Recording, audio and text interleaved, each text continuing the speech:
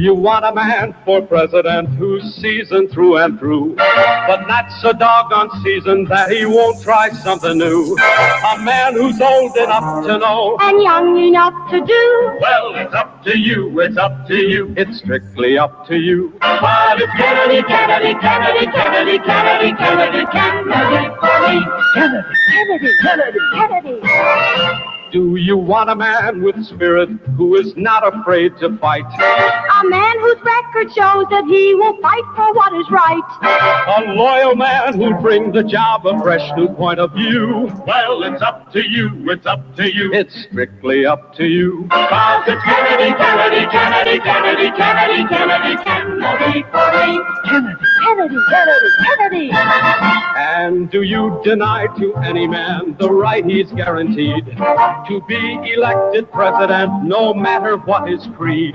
It's promised in the Bill of Rights to which we must be true. So it's up to you, it's up to you. It's strictly up to you. And it's Kennedy, Kennedy, Kennedy, Kennedy, Kennedy, Kennedy, Kennedy for me.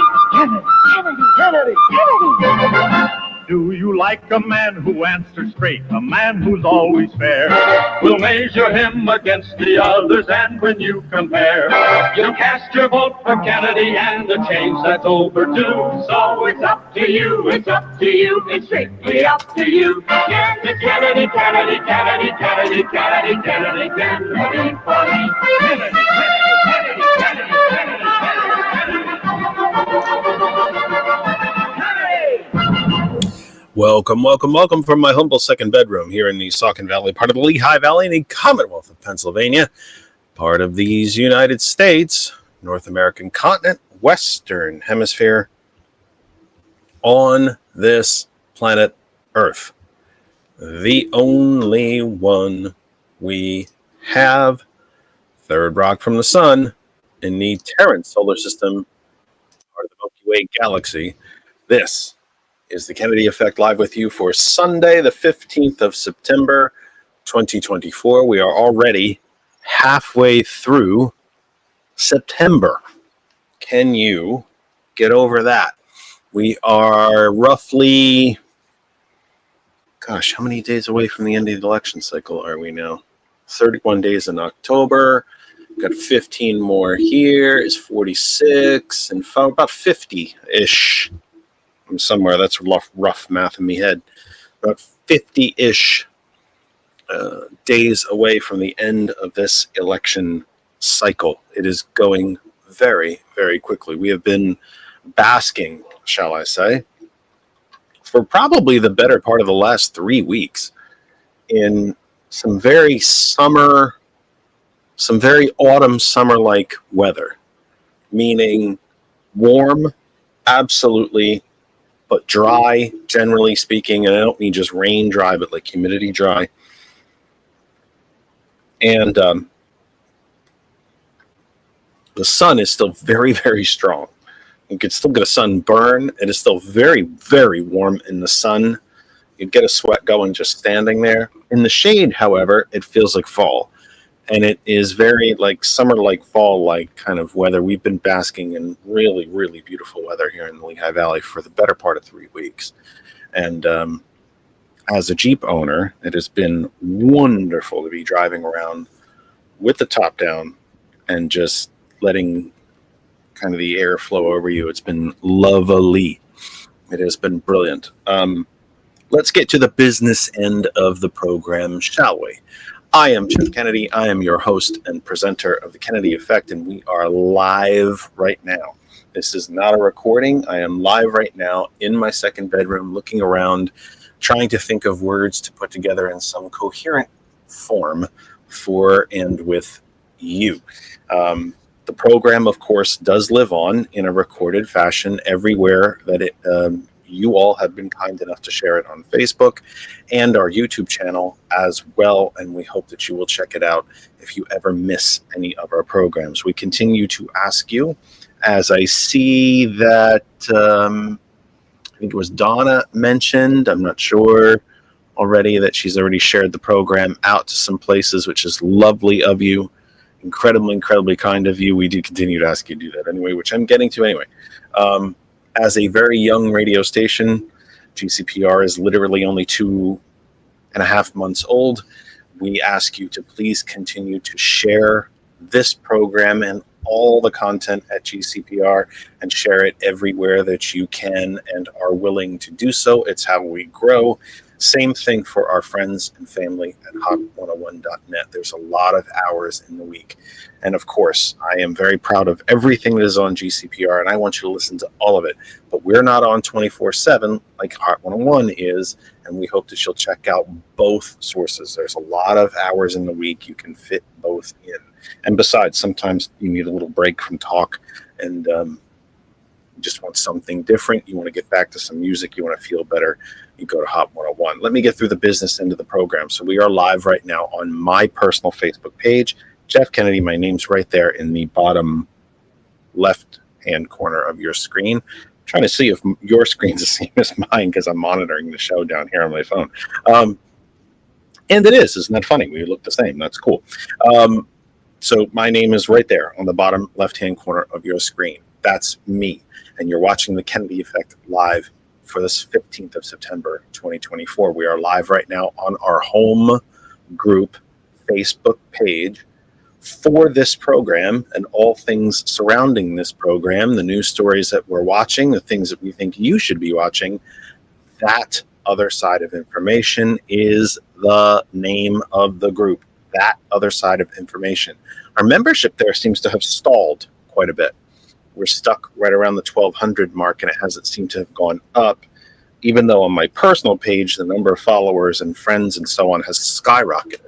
So don't forget about the home group Facebook page. When we're not on the air, the stories that we're following, the stories that we think are important, stories that we think you should pay attention to, points of view that you might not agree with, opinion pieces, promotions for other programs that we think you would enjoy, and so on and so on and so on. Our home group Facebook page, That Other Side of Information. We are live right now on our YouTube channel, which is also called That Other Side of Information. I have to tell you, when I was a kid, I never thought I'd have a YouTube channel. Why did I think that? Oh, well, that's right. The internet didn't exist. I'm that old. Yes, it's true. Well, I can say, but then I can say as I grew, I shouldn't say grew up. As I got older, I still never thought I'd have a YouTube channel, but here we are. That Other Side of Information is our YouTube channel. It remains the single best place to go to learn about our program, to watch our program, to watch our long Sunday night programs like we are right now in our 3-hour-long programs, to take that in smaller bits and, a couple minutes here and there, half hour here and there, and you can get through the whole program. It's our best. Everything that we've ever recorded with the name The Kennedy Effect is at our YouTube channel, That Other Side of Information. We are live on my Twitch channel right now, which is Jeff R. Kennedy. Oh my God, I had to think about that. I saw something on the screen, it caught my eye. I'm like, wait, we're not on there. And I had a process. And it's a slow processor up here. We are live on my LinkedIn channel, LinkedIn profile, I guess you'd say, as well, which is also Jeff Kennedy as well. We are live on Ghost Claw Productions Facebook page. And of course, the audio is blasting out to 2 giant internet radio stations all over the world right now. One, of course, GCPR, as previously mentioned, radio station I am a partner in and proud to be, GCPR.live, GCPR.live, Ghost Claw Productions Radio.live, as well as GCPR is the new kid on the block, the grandfather of all of it, grandparent. Let me say grandparent of all of it is the other radio station that we are live on right now. Folks who gave this program a chance from which I will be eternally grateful. That, of course, is hot101.net. Hot101.net, our name is our web address, but you don't need the web address to listen. You can use the apps as well. Apple App Store for Apple devices, Google Play Store for Android devices. If you should happen to have any other type of device, use the TuneIn Radio app. Go to the search bar, type in hot101.net, and you will be listening. You can tell Alexa to play hot101.net. The important thing that you should know for GCPR and Hot 101, if you can connect to the internet anywhere below, on, or above the earth with any type of device that is capable of connecting to the internet, desktops, laptops, tablets, phones, you can Bluetooth from those into your car, headphones, earbuds, speakers, all of it. If you can connect, you can listen to both at any time. GCPR.live and hot101.net. We are also live, of course, on the Facebook pages of our Revolution Pennsylvania, as well as TCP Media Group. We are a lot of different places. And should probably tell you as well, before being stopped, shocker, I got stopped in the middle of my sharing by Facebook, we did make it to 110 different places around the Facebook universe. So not too shabby. We got to 110 later in the program. I should be able to finish that. It should be close to 130 something or other by the time we're all done. You got me for the first hour. I actually don't know where George is at the moment. I assume that he had some family things to take care of. Generally speaking, if he's not here, it's because family has needed him. George is a family first kind of guy, as it should be. And that is in all likelihood where he is and what he is doing at the moment. He does have the link to get into the program. I will hope that he will be joining us later in the program. Coming up in the second hour of the program, from 7 p.m. Eastern Time on, very itchy for some reason, Dwayne Heisler and Marc Stier of the Pennsylvania Policy Center, PA Policy. Dwayne has been with us before in a previous role with the SEIU union. Marc is a first-time guest to the program. Always exciting when we have new folks coming in and becoming part of the program family. They are joining us in the second hour from 7 p.m. Eastern onward. You're stuck with me until then. So a hearty welcome to everyone, by the way. If you wanted to call, this would be a great time to do it, because once the gentlemen arrive, I won't be taking too many calls while they're on the air. If you wanted to give it a shot, this would probably be the single best time to do it. 267-227-9189. It's right over my left. Well, for you, it's on the right, isn't it? Interesting. Is it? Yeah. My left shoulder on the right to you. Right over my shoulder there. 267-227-9189. If you've ever wondered what that other phone number is, that is the phone number for the congressional switchboard. You can call that number and a human being will answer.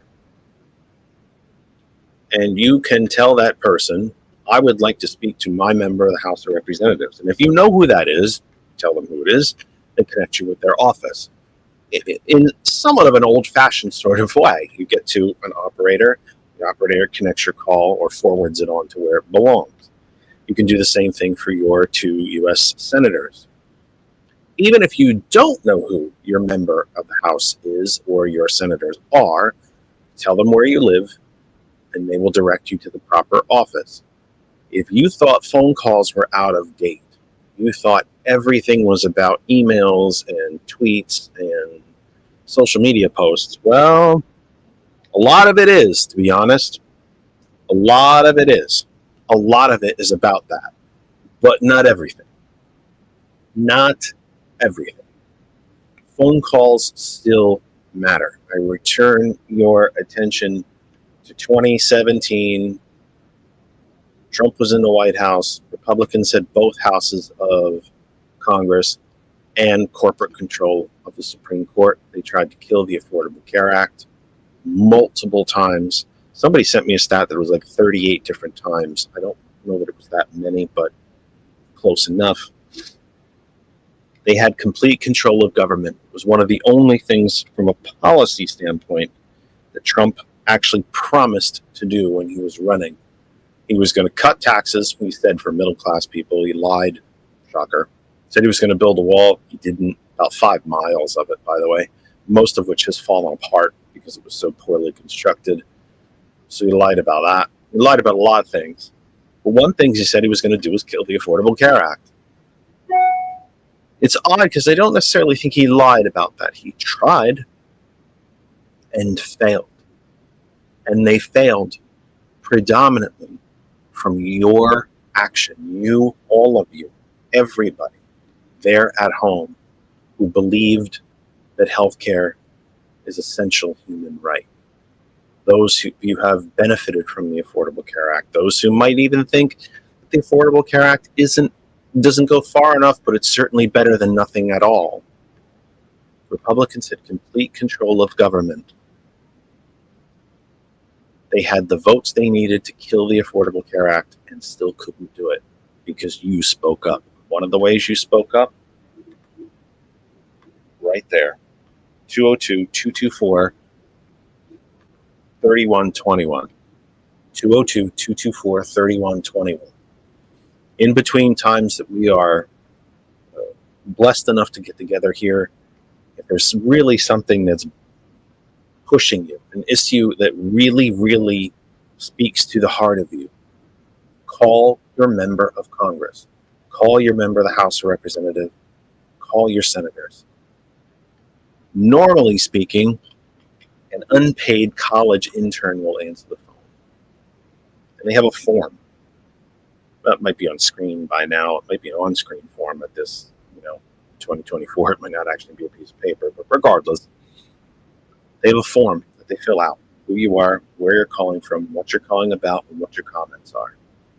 Please keep in mind that the folks that are answering the phone, generally, not exclusively, generally speaking, more times than not, are unpaid college interns.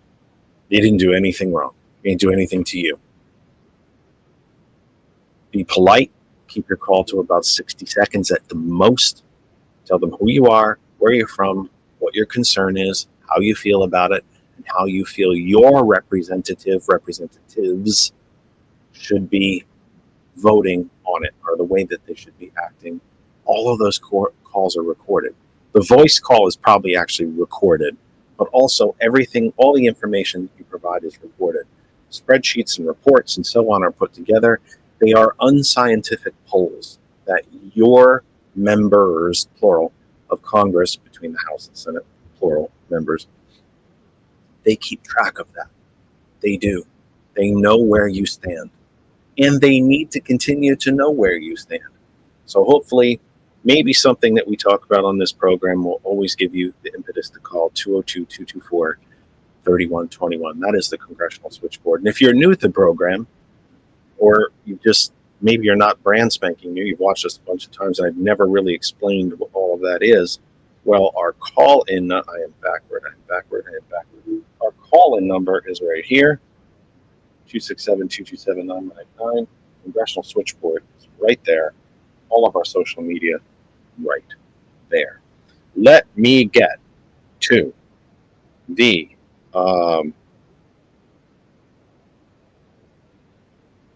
what is the big news of the day right now, and that is there appears to have been another assassination attempt on Mr. Trump. After the first one,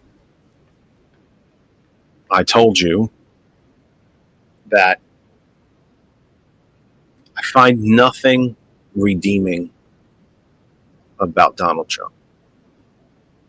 He is an empty shell of a human being, without compassion, without feeling, without class, without morals, without business acumen, without political acumen, he is a cult leader with no point to the cult, other than making himself even more rich. He is a liar. He is a con man. He is a convicted felon. He is an indicted co-conspirator. He is an unindicted co-conspirator. He is a seditionist. He meets all the legal criteria of a foreign agent. There is one policy position that I have ever heard him talk about that I do agree with him on, which is tariffs. Outside of that, there's nothing redeemable. Religion does talk about the irredeemable. He's irredeemable. But even with all of that said, I do not want to see the man shot. That's not how we solve political differences in this country. And for someone in my position,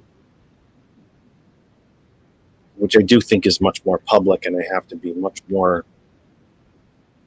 take real stock and real measure of what words are used with you. It would be irresponsible to say anything other. That said, I don't happen to think you as an audience are as cultish as the Trump audience, where, when he says march down to the Capitol, I don't think the lot of you are going to march anywhere on my behalf. And oh, by the way, you shouldn't. But you do have to be measured in your words. Words matter. The intent the words convey matters. I think Trump is absolutely 100% irredeemable. My faith, tells me that there's only two places for the soul to go. And I happen to think he'll be taking the down button, not the up button. But with all of that said, he does not deserve in any way, shape, or form to be killed. That's not how we do things in this country. If we decry Republicans for being so flippant and so cavalier and so quick to advance violence as a political tool, as a political threat, as political might, as almost as policy. If we are to decry when Republicans do that, we have to decry when it is done to them. Now let's keep in mind the young man that took a pop shot at Trump the first time, right here in Pennsylvania, was a registered Republican. And we have no idea about this shooter quite yet, or at least I don't. We'll go through some stories as the hour progresses and as we wait for our guests to arrive. Violence is not the answer. It just isn't. If you want Trump to go away, if you want him to crawl back under the rock from whence he came, defeat him in November. And all the voting leading up to November. Make sure he loses this election.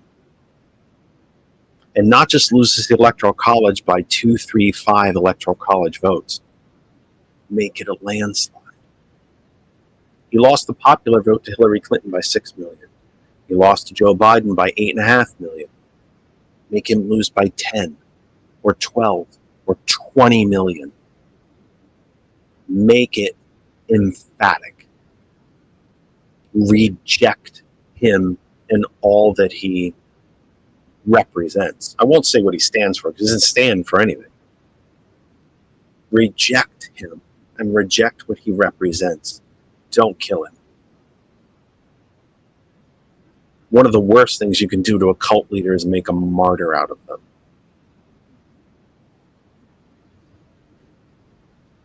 Now, Trump isn't selfless enough to be a martyr,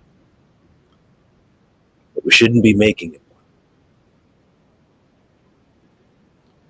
We turn to the Associated Press, my favorite, my honest to God new favorite. I have told you this on my weekday program. I should tell you about the weekday program, by the way. I'll tell you about that in just a second, because we have news about the schedule coming up this week of the program. I've said a lot on our weeknight program. The Associated Press app for your mobile device is brilliant. It is free. It is, as of yet, at least the time I've been using it, and I use it pretty heavy, remains free and unlimited. You don't get to 20 articles in a certain period of days and then you're blocked out and you hit a paywall or whatever. I have not hit a paywall yet, and I've been using this for months, and I refer to it multiple times a day. I open a dozen or more articles a day, and I haven't been stopped yet. If this app is limited, it is likely limited in the fact that maybe the articles that I would pay for are more or longer or perhaps more in depth. There is advertisements on this app, as there should be. If they're not going to charge you, they need, they're perfectly, that's capitalism. They're allowed to make money somehow. But I highly recommend it. I think you should check it out. Truly. And they haven't paid me, by the way, to say that. They don't, trust me, they don't pay me a dime. I know. Stand up and show you my empty pockets. I just happen to think it's an excellent source. And I think it might be one that you would want to consider. And you can read along with us. If you have the app, you can open it and read along with us and perhaps feel more connected to the program that way. So this is Dateline Washington, an article written by Alana Durkin-Richer, Colleen Long, Michael Balsamo, and Zeke Miller. So breaking news, a lot of different contributions into this article. And now I put on my news presenter hat and voice, and I'm trying to make eye contact with the camera as best as I can. The man who authorities say pointed a rifle with a scope into former President Donald Trump's golf club and was arrested is Ryan Wesley Ralph. 3 law enforcement officials told the Associated Press. Again, remember, I'm reading from an Associated Press article. The officials identified the suspect to the AP, but spoke on the condition of anonymity because they were not authorized to discuss the ongoing investigation. Secret Service agents shot at the suspect, who was taken into custody after fleeing the scene of what the FBI is calling an apparent attempted assassination of the Republican presidential nominee. Authorities are working to determine a motive. Now, the story, that is the update to this story. So the news is kind of coming a bit hot and heavy here. The FBI said Donald Trump was the target of, quote, what appears to be an attempted assassination, unquote, at his golf club in West Palm Beach, Florida on Sunday, just 9 weeks after the Republican presidential nominee survived another attempt on his life. The former president said he was safe and well. 2 things. Trump has absolutely savaged the Secret Service in the past. And I don't think you need to be a Secret Service agent, a police officer, an FBI agent, a security expert to realize that the Secret Service did really drop the ball on that attempt on him 9 weeks ago. Something was just poorly done that day. Well, some things were poorly done that day. And he savaged them for it. And here they are. They stepped up, did their jobs, and never thought about the criticism, never thought about their political views, stepped into harm's way, and tried to protect the man again. Again.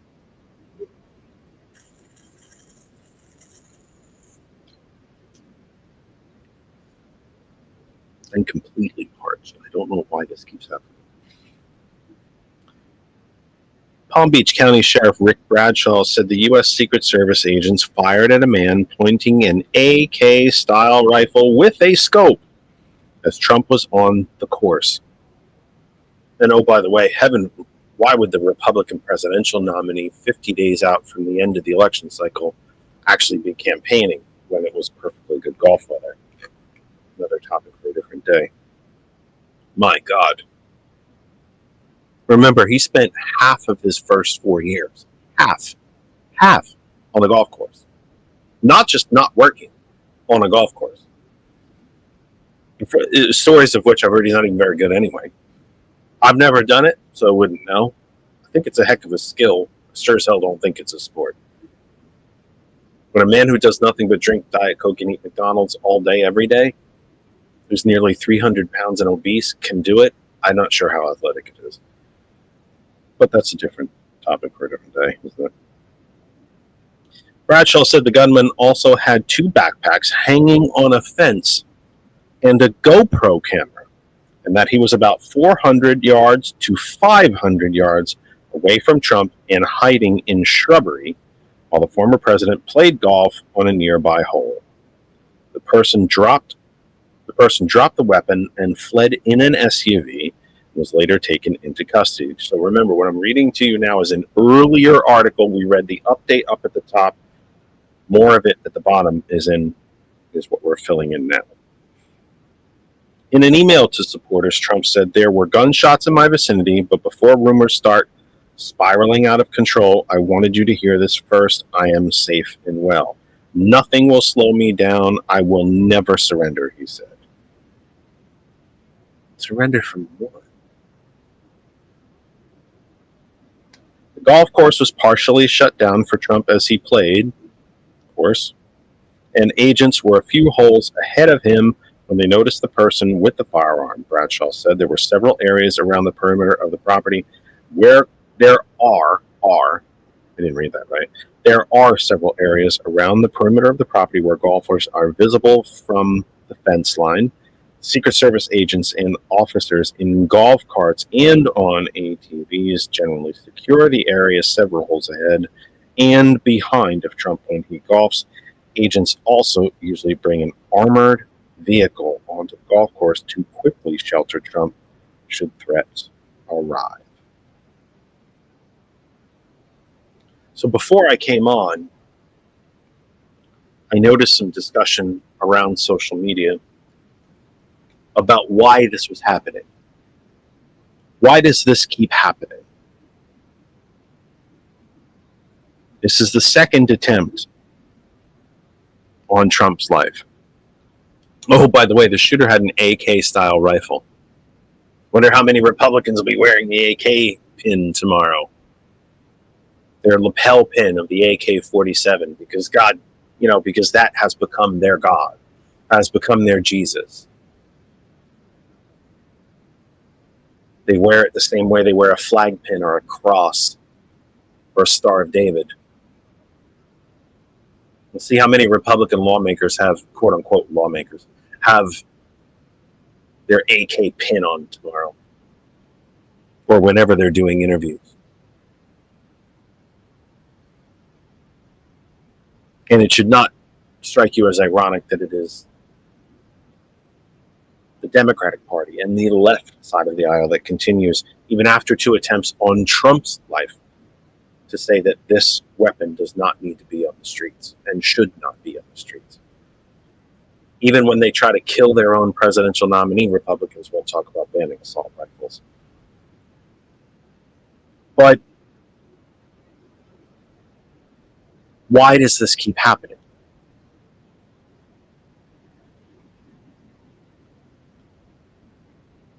I believe Trump has unleashed. You're going to find this very strange, that somehow I am blaming him for the assassination attempts on him. And to a point, yes, spot on. It's exactly what I'm doing.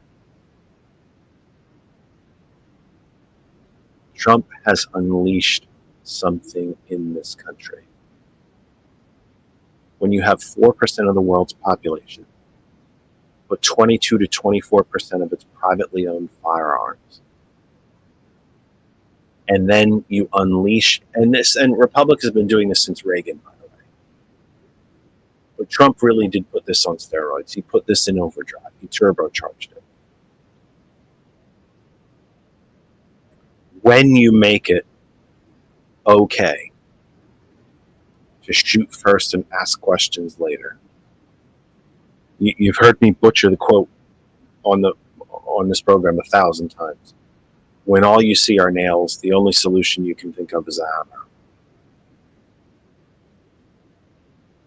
We have made the NRA, the gun lobby, the gun manufacturers, Congress giving liability waivers to the gun industry so that they can't be sued for the murders they are part of. We have embraced a shoot first, ask questions later kind of culture. That when the minute that one person might cut you off in traffic or stops a little too early in the yellow light when you think you could have made it before it turned red, or maybe opens a car door and nicks yours,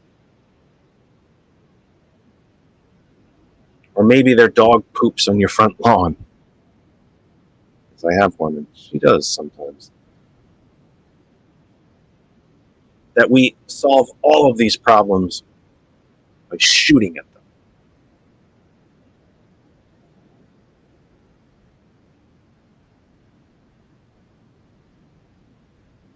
Well, the new family that moved in across the street, their last name is Muhammad.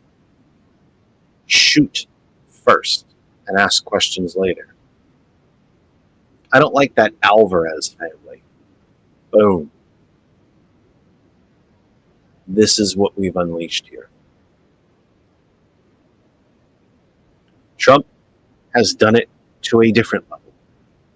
He has unleashed a sort of forgiveness, a sort of tacit permission, especially to white people in this country, to white formerly middle class people in this country, not just poor people, but formerly middle class. That if you're upset about something, if you don't agree with something, if you have political differences with someone, shoot them first and then worry about it after. Are you desperate? Pick up a gun. Are you broke? Pick up a gun. Black family move into your neighborhood? Pick up a gun.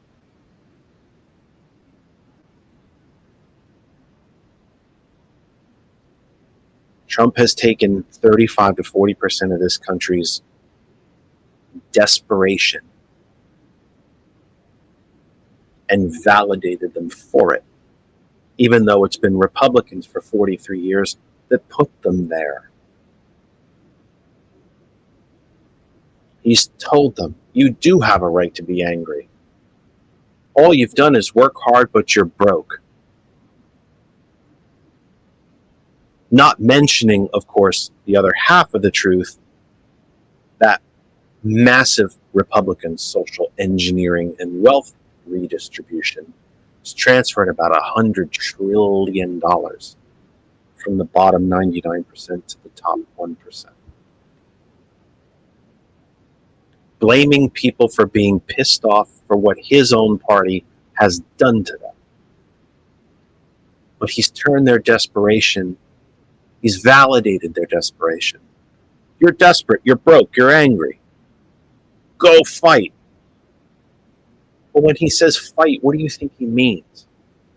Do you think he means make phone calls to your friends and neighbors and encourage them to vote? Go door to door and hand out literature. Stand on a street corner and try to engage your fellow citizens. Have a voter registration table outside your grocery. No. He says fight. Go fight them. Now, to be honest, and to be fair, or try to be fair, Vice President Harris's one of her catchphrases of this campaign is, when we fight, we win. I despise war analogies in politics. Even in the civil rights movement, the women's suffrage movement, the abolition movement, we've talked about, nice, at least once a show, I punch that thing. We talk about fighting. We're fighting for our rights. We're fighting for this. We're in the fight of our lives.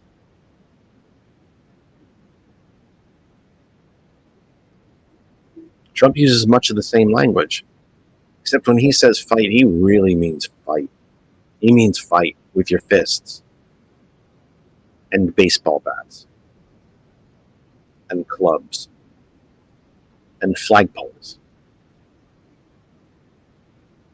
and guns and nightsticks and wearing bulletproof vests, dressing like you're in the military, and building a gallows.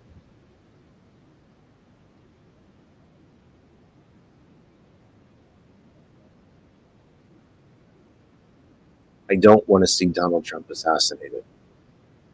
It is un-American. I am a distant relation. Distant. I've never hid to you who I am. Yes, I'm related to these folks, but I'm no long-lost, illegitimate son of the former president or the former, by the way, or the former senator. But we are all on the same family tree. From a family who knows what it's like to have principled people shot out from under you simply because they have principles. Well, this isn't quite the same thing. People are not trying to kill Trump because he's principled. He's far from it. They're trying to kill him because they're desperate. Because the fear that he has brought out in them, and to a great extent legitimized. Hey, suburban soccer moms, you don't want black people moving into your neighborhood, do you? They're coming for you. This is some of the stuff he said out loud. When you combine that, the open and veiled trigger word. Here I go using it. I should know better. Breaking my own rule. When you combine the fear with the code words, with the push button words of they're coming for you, and then of course the hypocrisy of trying to go to the black community and say, oh, the brown people are coming for you, coming to take your jobs. And when he labels people brown, quote unquote brown people, they're rapists, they're killers, they're emptying their jails and sending people here. Now, Cuba did that.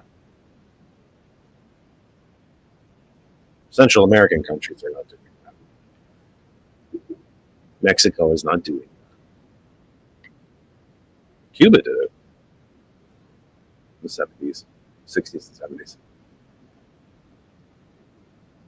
These code words, these buzzwords, these sort of passive, these subliminal messages, and some just outright in the open. They haven't just legitimized the hate from people on the right. They've legitimized the fears from not so stable people who think the only way that Trump can be truly dealt with is to kill him.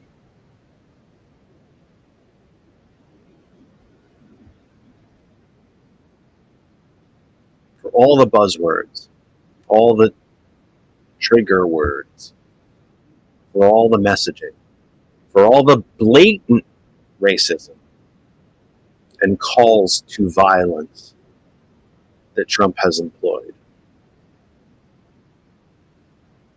it's a miracle somebody hasn't taken a shot at Kamala Harris yet. But there's time left. Mike, one of our loyal callers, called in Thursday to talk about his fears of violence after this election. And I would argue violence either way. I don't expect a peaceful election night if Trump is reelected. I expect his hordes to go find some Democratic after parties or party offices and have a go at them. I believe there will be violence on election night and following. The scope to which that will happen, I can't say. Will there be another January 6th? Gosh, I hope not. Would I be shocked? Not even a little. But I'd like to be wrong that nothing happens. Folks are not taking pot shots at him because they think he's going to win. Or I think even because they think they might be making some sort of political statement. I think they're desperate, and I think they're afraid. And I think 40 plus years of embracing this gun culture, this gun fetishization of, got a problem? Shoot at it. Afraid of something? Shoot at it. We'll sort it all out later. Just buy more guns, buy more ammunition, buy. Profits, profits, profits. No liability for the gun manufacturers. Oh, want your 16-year-old to go hunting with you? Here's a rifle. Want your 14-year-old to learn how to shoot? Here's a rifle. Want your 8-year-old to learn? Here's a scaled-down sized AK-47. They don't even need to aim very well. Here you go. Scared of something? Shoot at it. Disagree with your neighbor who's a Democrat? Don't waste your time with discussion and debate. Shoot at it. I don't think Trump is solely responsible for the attempts on his life. I do not. And I do not want to see the man assassinated. I want to see anybody assassinated. We don't solve political differences in this country with violence. We solve it with voting. We got the right first letter, V, wrong word.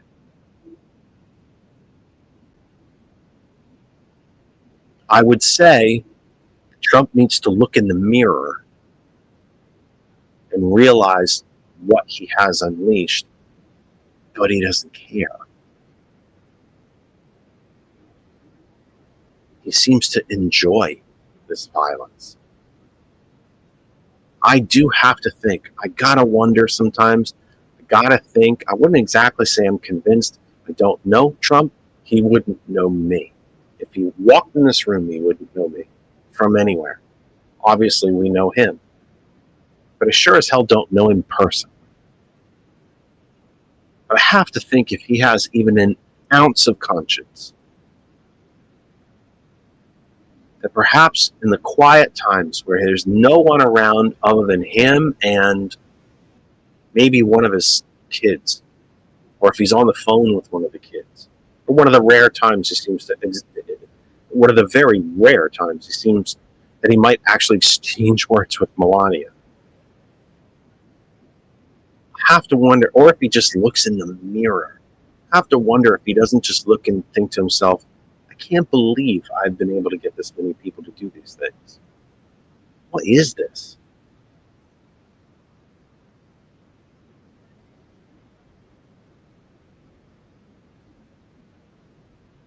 It really is something. It is a cult in every way, shape, and form. In every way. I do have to wonder, though, sometimes, if he just looks in the mirror and says, my God, 40-something% of Republicans don't even think we should be voting anymore. They want a violent, authoritarian dictatorship here. They don't want democracy anymore. I did that. Does he look himself in the mirror and go, holy S, I did all this. I can't believe I managed to do this. You know, it came out in the Fox Dominion voting machine case that some of the executives and hosts at Fox, in conversations with each other and with management and ownership and stockholders, were having those discussions. Can you believe people believe what we're telling them?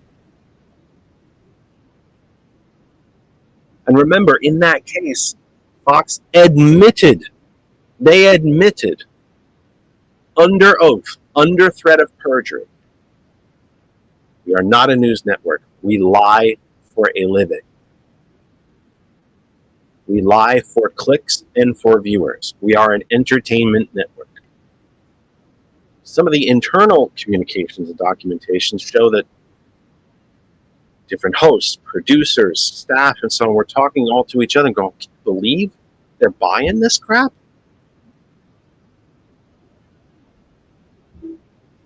I wonder sometimes, does Trump look himself? I mean, it has to take hours to arrange that hair. Does he look himself in the mirror maybe when he's just brushing his teeth, get ready for bed, thinking, my God, I cannot get over 40% of the country thinks I'm the Messiah. My goodness.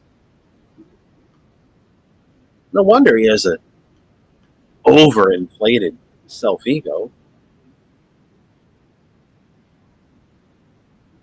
100 million people think he's infallible.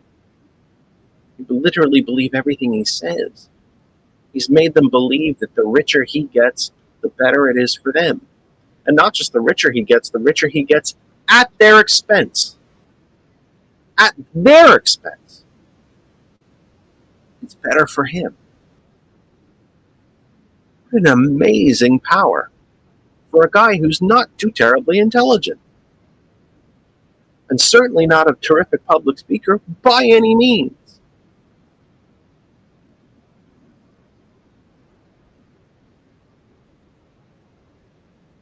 And this is why I continue to encourage all of you who don't agree with anything he so-called stands for. We have to keep talking to each other. We have to keep approaching our friends and neighbors and saying to them, come on, Joe, Jane,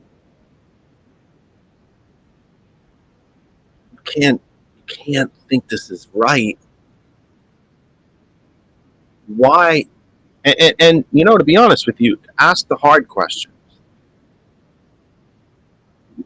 Why do you think this is the way to go?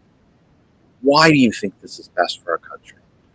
Most Trumpsters, by the way, when asked from straight, quote-unquote, mainstream media all the way to Jordan Klepper and the correspondents from The Daily Show, why do you support Trump? He's strong. On what? What policy does he stand for that you agree with?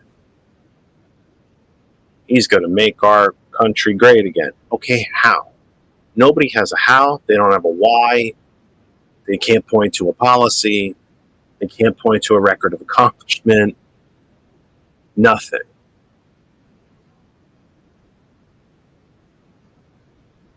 And that points me to another article.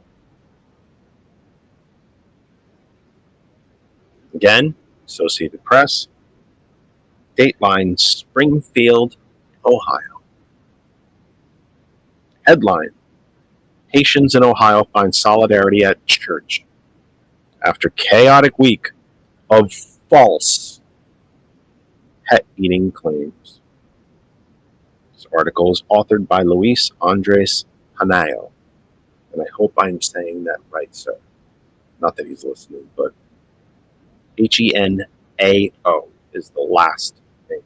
Luis Andres Hanayo, and I hope I'm saying that correctly. For many Haitian immigrants, Sunday mornings in Springfield, Ohio, are spent joyfully worshiping God as they sing and pray in their native Creole language.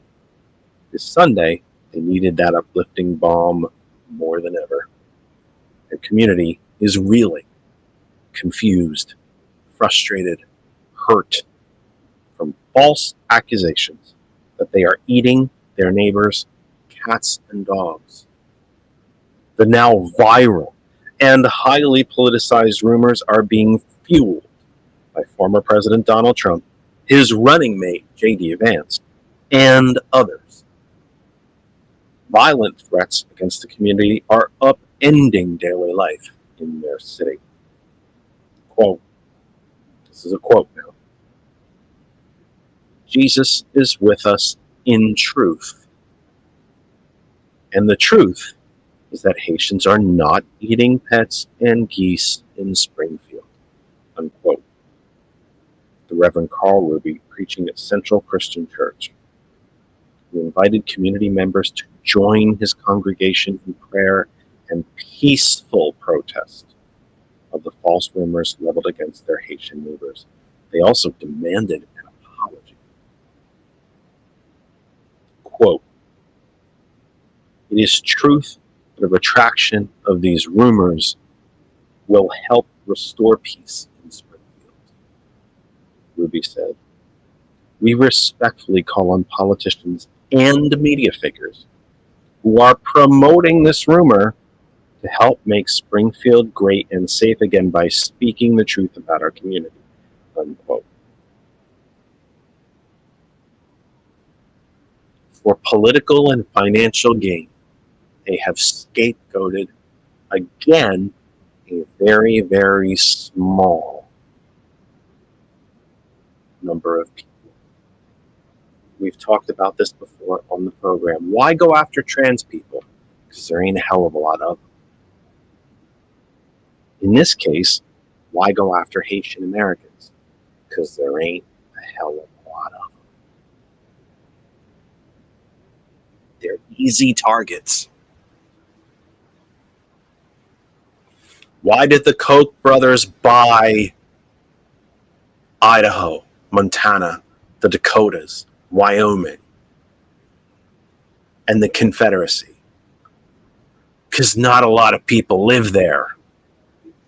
Why didn't they try to buy the Senate seats in California where 50 plus million people live? Because it's bloody hard and expensive. So why scapegoat Haitians? Because it's effing easy to do. And there ain't a hell of a lot of them. If you're going to scapegoat a community, pick a small one. Because they can't fight back. And pick one that doesn't look like you. Because it makes it even easier.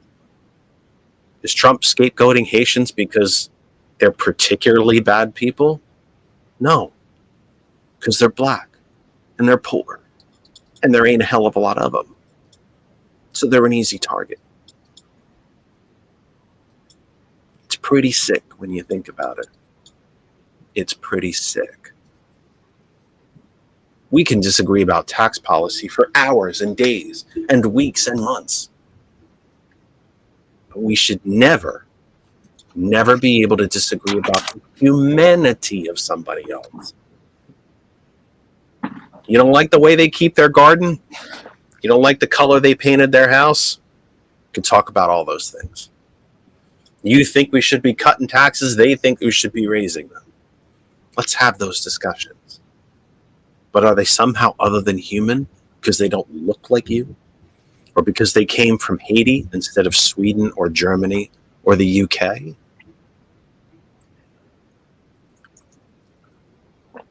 And these are the discussions we have to keep having with our friends and neighbors.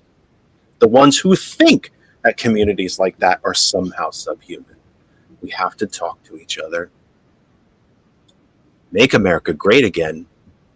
Shit, I'll settle for let's talk to each other again. That's where the greatness comes from. Our guests have arrived. Let me reset the program. I'm 2 minutes late doing that anyway, so I should get to that. 7:02 Eastern Time. We have entered our second hour of the Kennedy Effect, live with you for the 15th of September, 2024. Yes, the 15th of September. We're only a month and a half away from the end of this election cycle, and autumn will be upon us. We'll be changing clocks again soon. All sorts of craziness happening. The kiddies will be out in all sorts of fun costumes. It's coming. It's coming quick. I hate to say this. September 15th. I've seen Christmas stuff out already. I've seen Christmas stuff out. Can we sell the Halloween candy first, please? As someone who happens to enjoy it way too much, it's why I keep the camera up high. From someone who seems to enjoy it a bit too much, can we wait a little bit? We are live right now on my personal Facebook, Jeff Kennedy. It's right there on the bottom of the screen. We are live on our home group Facebook page for all things that surround the Kennedy effect, which is That Other Side of Information. We are live on our YouTube channel right now, which is also called That Other Side of Information. It is the single best place to catch up with our program. If you are new, if you're trying to find out about the history of the program, if you've missed any of our programs, single best place to catch up, youtube.com/That Other Side of Information. We are live on Twitch right now at Jeff R. Kennedy. We are live on my LinkedIn as well, which is Jeff Kennedy. 2 global internet radio stations this week, folks, mine and our originators. We are live right now on GCPR.live, Ghost Claw Productions Radio.live, GCPR.live. Plug it into any search engine, plug in my name, plug in GCPR, you will find us. You will find where you can watch and listen. Global internet radio. If you can connect, you can listen, period, end of story. We are also live on one of the originators of that very thing, Global Internet Radio, and the first radio station to give this crazy guy a chance to be on the radio, and that, of course, is hot101.net. Our name is our web address, hot101.net. You can go to our main website. It populates, plug it in, it populates your listening period. No credit card, no blood sample. Don't have to sign over your house. Don't have to create a password. None of that fun stuff. You log in, you're listening, period, end of story. But you don't need the website to listen either. You can use our apps. Go to the Apple App Store for Apple devices, the Google Play Store for Android devices, and the TuneIn radio app. Go up to the search bar, type in hot101.net, and you will be listening. You can also tell Alexa to play hot101.net, and you will hear these golden tones coming out. And if you really want to hear golden tones coming out, wait till Dwayne starts talking. And then you're going to say, then you're really going to hear, you're going to hear these golden tones popping out of the Alexa any moment now. So that is all of us. Show announcements very, very quick. We will not be with you tomorrow, Wednesday. No, let me try that again. Tomorrow, Tuesday, the days of the week, Jeff, you put them in sequence, it goes much better. Monday, Tuesday, or Wednesday, we will not be with you because we will be doing exactly what the gentlemen are here to explain. You're going to hear all about it for as long as they are welcome to stay. Well, they're welcome to stay with us for the duration, but as long as they're able to stay with us is what I meant to say. If you were thinking of calling, forget about that for a little while. I'll let you know when it's a good time to call. It will be later in the program. So let's get to it. We welcome to the program a return visitor and a first-time visitor. So we'll take it to the first-time visitor first. Marc Stier and Dwayne Heisler are back. Marc and Dwayne, welcome to the program. Thanks, Jeff. Good to be here. Welcome back, Dwayne. Welcome home. Thank you. Thank you very much, Jeff. My pleasure. Let me start very, very simple. Marc, since you are new to the program, if you will, you've never been here before. Hopefully you're not new in the fact that you know what we do and how it goes, but we'll set that aside. Welcome, welcome, welcome. Let me ask you our first initial question that we ask all new guests on the program. And it is intentionally vague because I want you to answer it however it comes to your mind. Mm-hmm. Who is Marc Stier? And how did you get here? Well, it seems like I could have gotten here any one of 7 or 8 different ways, but I linked onto talkstudio.streamlabs.com. I'm the executive director of the Pennsylvania Policy Center, which is the progressive think tank in Pennsylvania. I'm also the chair of Pennsylvanians Together, which is our issue advocacy campaign that is run by Penn Policy, plus most of the largest multi-issue advocacy groups that do grassroots work in the state, plus SCIU, plus Commonwealth Communications. And I've been leading this effort for a long time. This organization is fairly new, but I've been involved in a previous organization that fed into this one. And I've been doing this work since 2015. And that's the short version. You can do the long version if you want. I'm good. If you look at the color of my hair, you'll see that the long version probably would take too long. Okay. And Dwayne, please remind folks about your work and what you do, and welcome back again. Jeff, thank you so much for having me. I'm pleased to be back. My name is Dwayne Heisler. I'm the campaign director for the Pennsylvania Policy Center and Pennsylvanians Together. Jeff, I think when we were together before, I think I was with SCIU, Service Employees International Union. I was on their state council team, and then I was with Healthcare Pennsylvania, originally a small business owner for quite a number of years, and been doing a lot of work both within the Democratic Party, with progressive organizations, and of course now with the Pennsylvania Policy Center. Tell the folks why you're here and what we're going to be doing this week. I could tell them, but I talk a lot. You are the guest. You have at it. And I'm going to try to keep it as loose as possible. I mean, we can bounce back and forth between the two of you, but whoever wants to jump up, there's not 20 of us here. I think we can work it out. But whoever wants to jump up first, what are we doing this week? So why don't I talk about the big picture, and then I'm going to let Dwayne talk about what we're doing exactly this week, because he's organized so much of it. So our organization is part of an organization called Fair Share for America, which is a new nationwide campaign for tax fairness and tax justice. That campaign is kicking off with an event in Washington on Wednesday. Dwayne's going to talk about that event in a second. And I'm just going to say this is a very exciting campaign.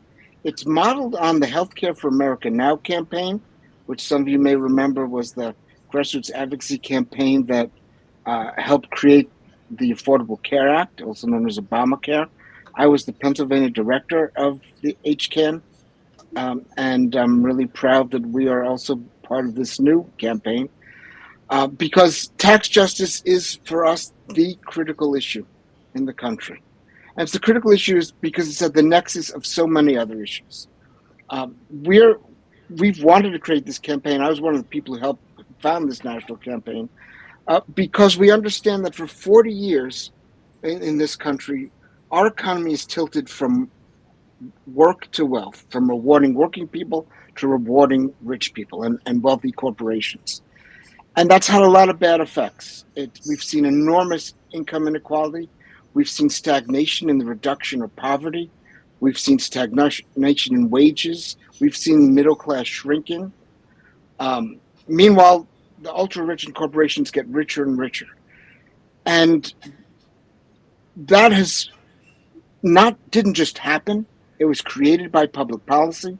And one of the public policies that created it was deep tax cuts for the ultra-rich and for wealthy corporations.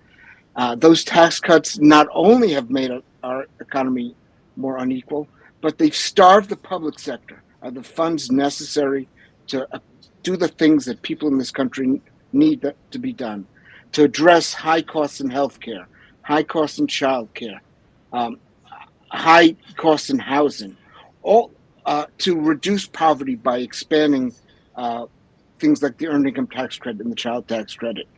All these things can be done to reverse this 40-year-old shift from work to wealth, but it can't be done unless we start asking the ultra-rich and the wealthy corporations who pay very little in taxes, far less than you and I do, to pay their fair share. So that's the campaign that's starting. That's the campaign we have begun in Pennsylvania a couple of months ago. We were some of the leaders in this effort, and that's the reason we're going to Washington this week. And I'm going to let Dwayne tell you exactly what we're going to be doing there. And then I'm going to flood you with facts that I want you to respond to. Okay. Wonderful, Jeff. Thank you, and thank you, Marc.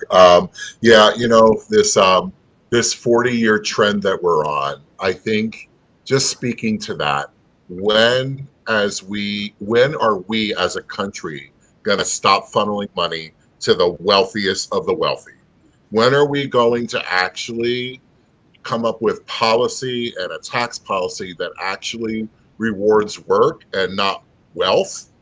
A huge difference right there, and a difference that affects everyday people, everyday Americans, everyday Pennsylvanians. And for far too long, we've allowed these taxes to go forward. I don't know if anyone out here listening has felt the trickle down yet.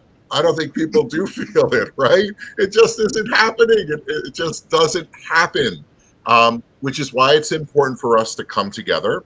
And I have never seen at any time the number of people that are currently talking about how we should be taxing the ultra wealthy and how we should be holding large greedy corporations accountable for what they're doing and making sure that they are paying their fair share of taxes. In Pennsylvania, it's even worse than in a lot of states too. But the reason we're going to DC is we want to get a jump start. Regardless of what happens in November, in 2025, we're in for a big fight. And that big fight is determining what kind of tax policy we are going to have. And so what we've managed to do with this campaign is to gather a delegation from every corner of Pennsylvania. We have folks coming from Erie, from Pittsburgh, Philadelphia, the Lehigh Valley, up here in NEPA. I'm up in Scranton, in Northeast Pennsylvania. We have folks in the Lidditz and Harrisburg area, all coming together, all converging on Washington, D.C., along with people who are working in campaigns in other states. 12 or 13 other states will be joining us together so that we can come together and talk about how we are going to address this, what is the most strategic way to make sure that everyday Americans are thought about in this tax policy and are put first. And then we are going to meet with our delegation. We have 8 lobby visits set up, including both of our senators and several of our Pennsylvania House members. We'll talk with them, have conversations with them, get their thoughts.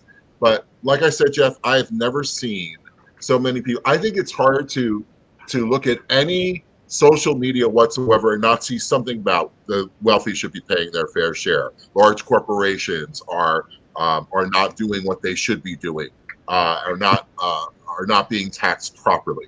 And so this is kind of us throwing down before the election and before 2025 to make sure that our elected officials know that we want a tax policy that really reflects and benefits everyday Americans.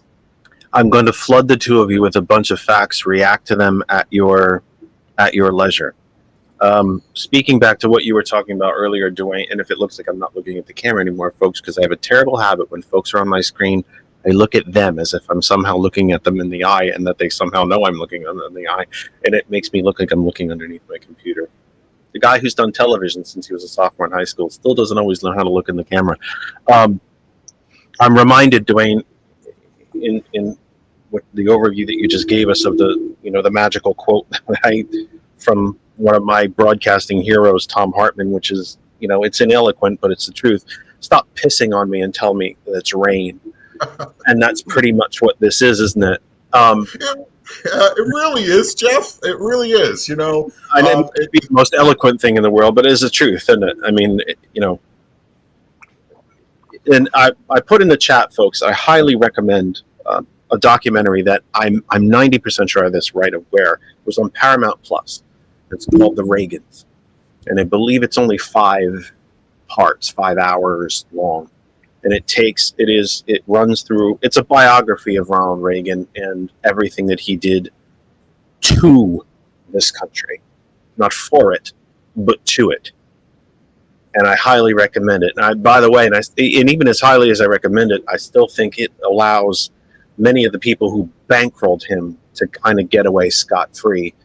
But it really does outline the myth, the lie, that is trickle-down economics, and this kind of quote-unquote magical transformation that Reagan went from solid Democrat union leader to corporations started stuffing money in his pockets, and then, oh my God, suddenly, wasn't quite so progressive anymore.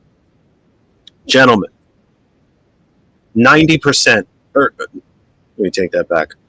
The top 1% economically in this country have as much wealth as the bottom 90%. Mhm.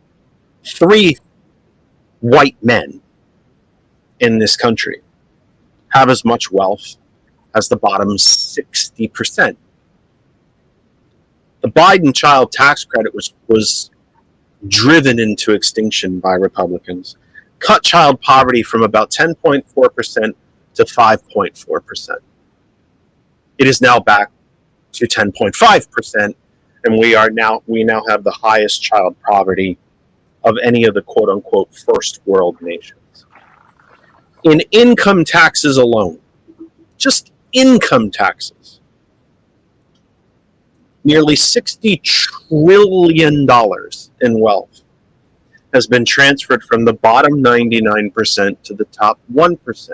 If we were to include the slashes in corporate taxes, tax incentives for offshoring jobs, the ability to be paid in stock, cuts in capital gain taxes, as well as hoard money overseas and never pay taxes on it, it's closer to $100 trillion.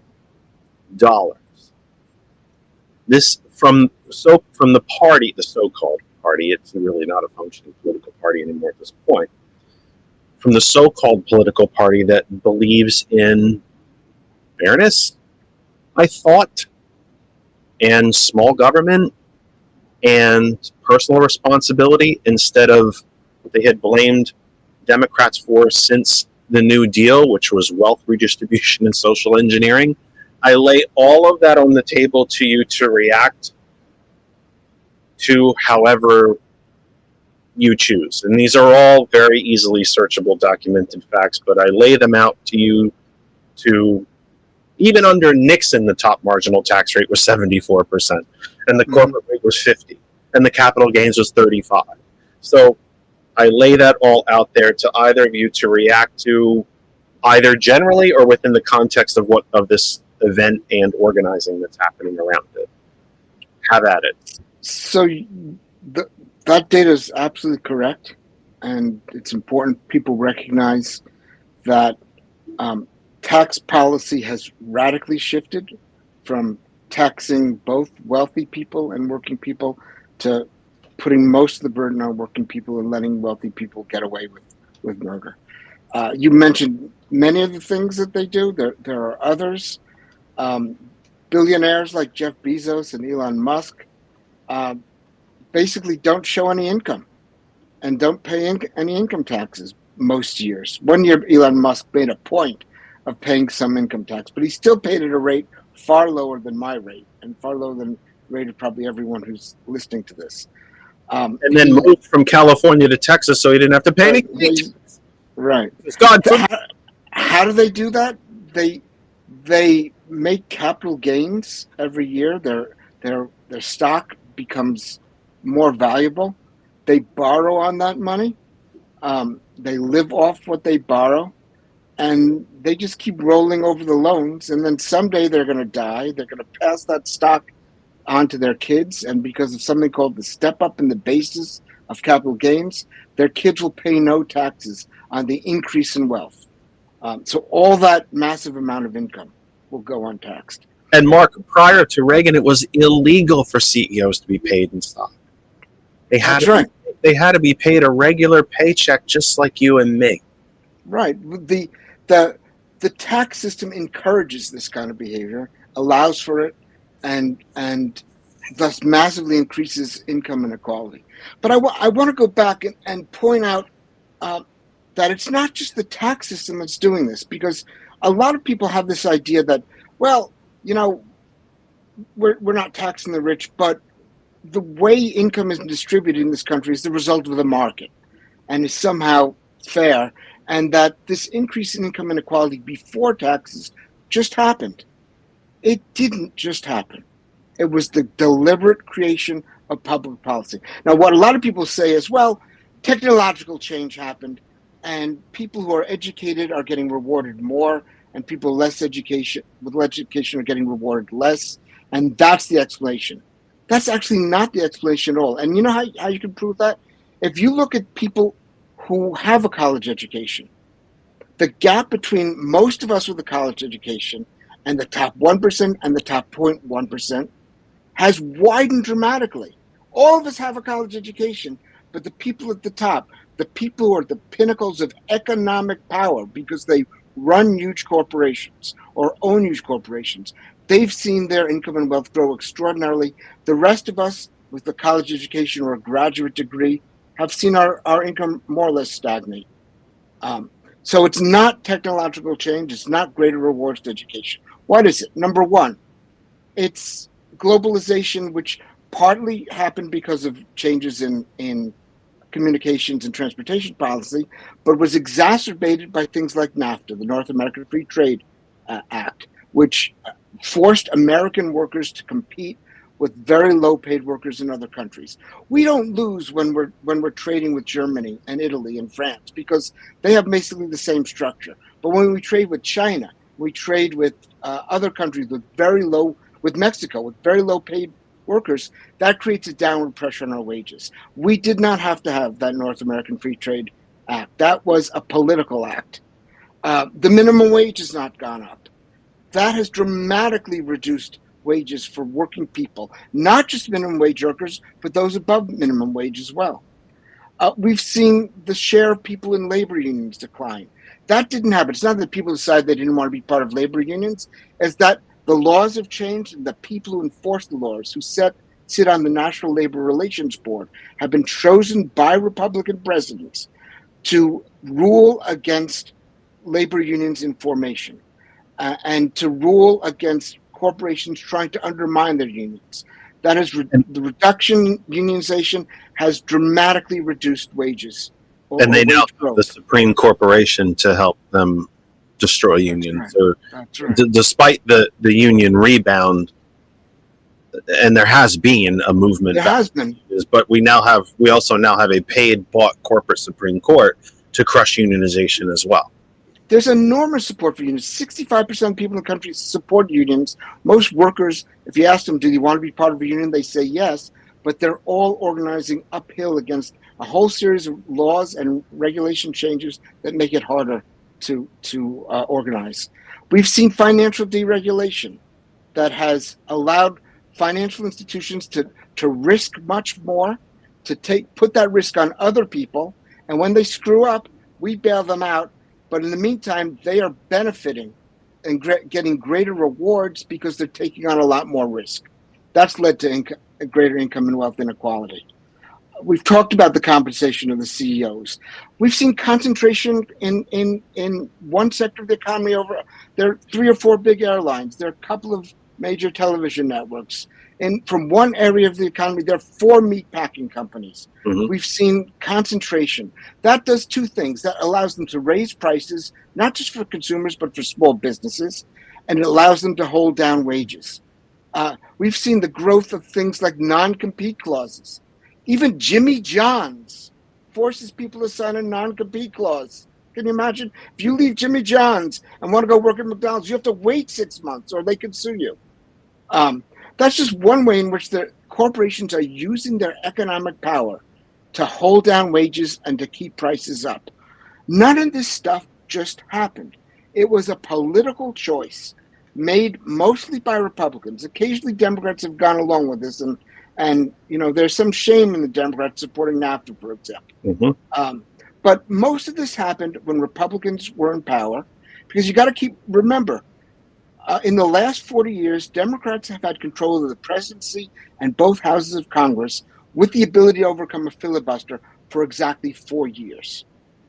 And while other countries have been responding to these changes by doing things like creating active labor policies and worker retraining policies that have allowed them to integrate with the global economy while having wages go up. You look at Sweden, for example. Sweden operates in the same global economy, but you look at Volvo. They produce more. They keep producing more in Sweden, even though China owns them now. Because they invest in new productive technology, they invest in worker training, and they keep their productivity up so they can compete with lower paid workers. Our corporations run to another country instead of investing in this country and in training workers and investing in new productive technology. Why? Because they want the economic advantage of dealing with uneducated, ununionized workforce as opposed to investing in a unionized workforce in this country. So all this doesn't happen deliberately. And now it's time for American people to wake up to what has happened over these last 40 years. And I think we're starting to. Because I think we see the consequences. All this inflation that we've had in the last couple of years, I don't think that people blame that all on Biden. I think they understand. First of all, they shouldn't blame it on Biden because it was a global phenomenon. And we did better than most other countries. But I think people understand that this sharp increase in the cost of living is a product not just of the last 4 years, it's a product of the last 40 years. And they're waiting for someone to tell them, hey, we're ready to change direction. But to do that, we got to tax the wealthy and use the money we raised to change the circumstances in which under most of us live. So that data you presented is right on, and it shows you the consequences of 40 years of economic, financial, and tax policy undermining the well-being of most working people in this country. 67 to 74% of self-identified Republicans support higher taxes on the wealthy and corporations. Mm-hmm. Again, the corporate rate when Reagan took office was 50%. The top marginal tax rate was 74%. Capital gains was, I believe, at 35%.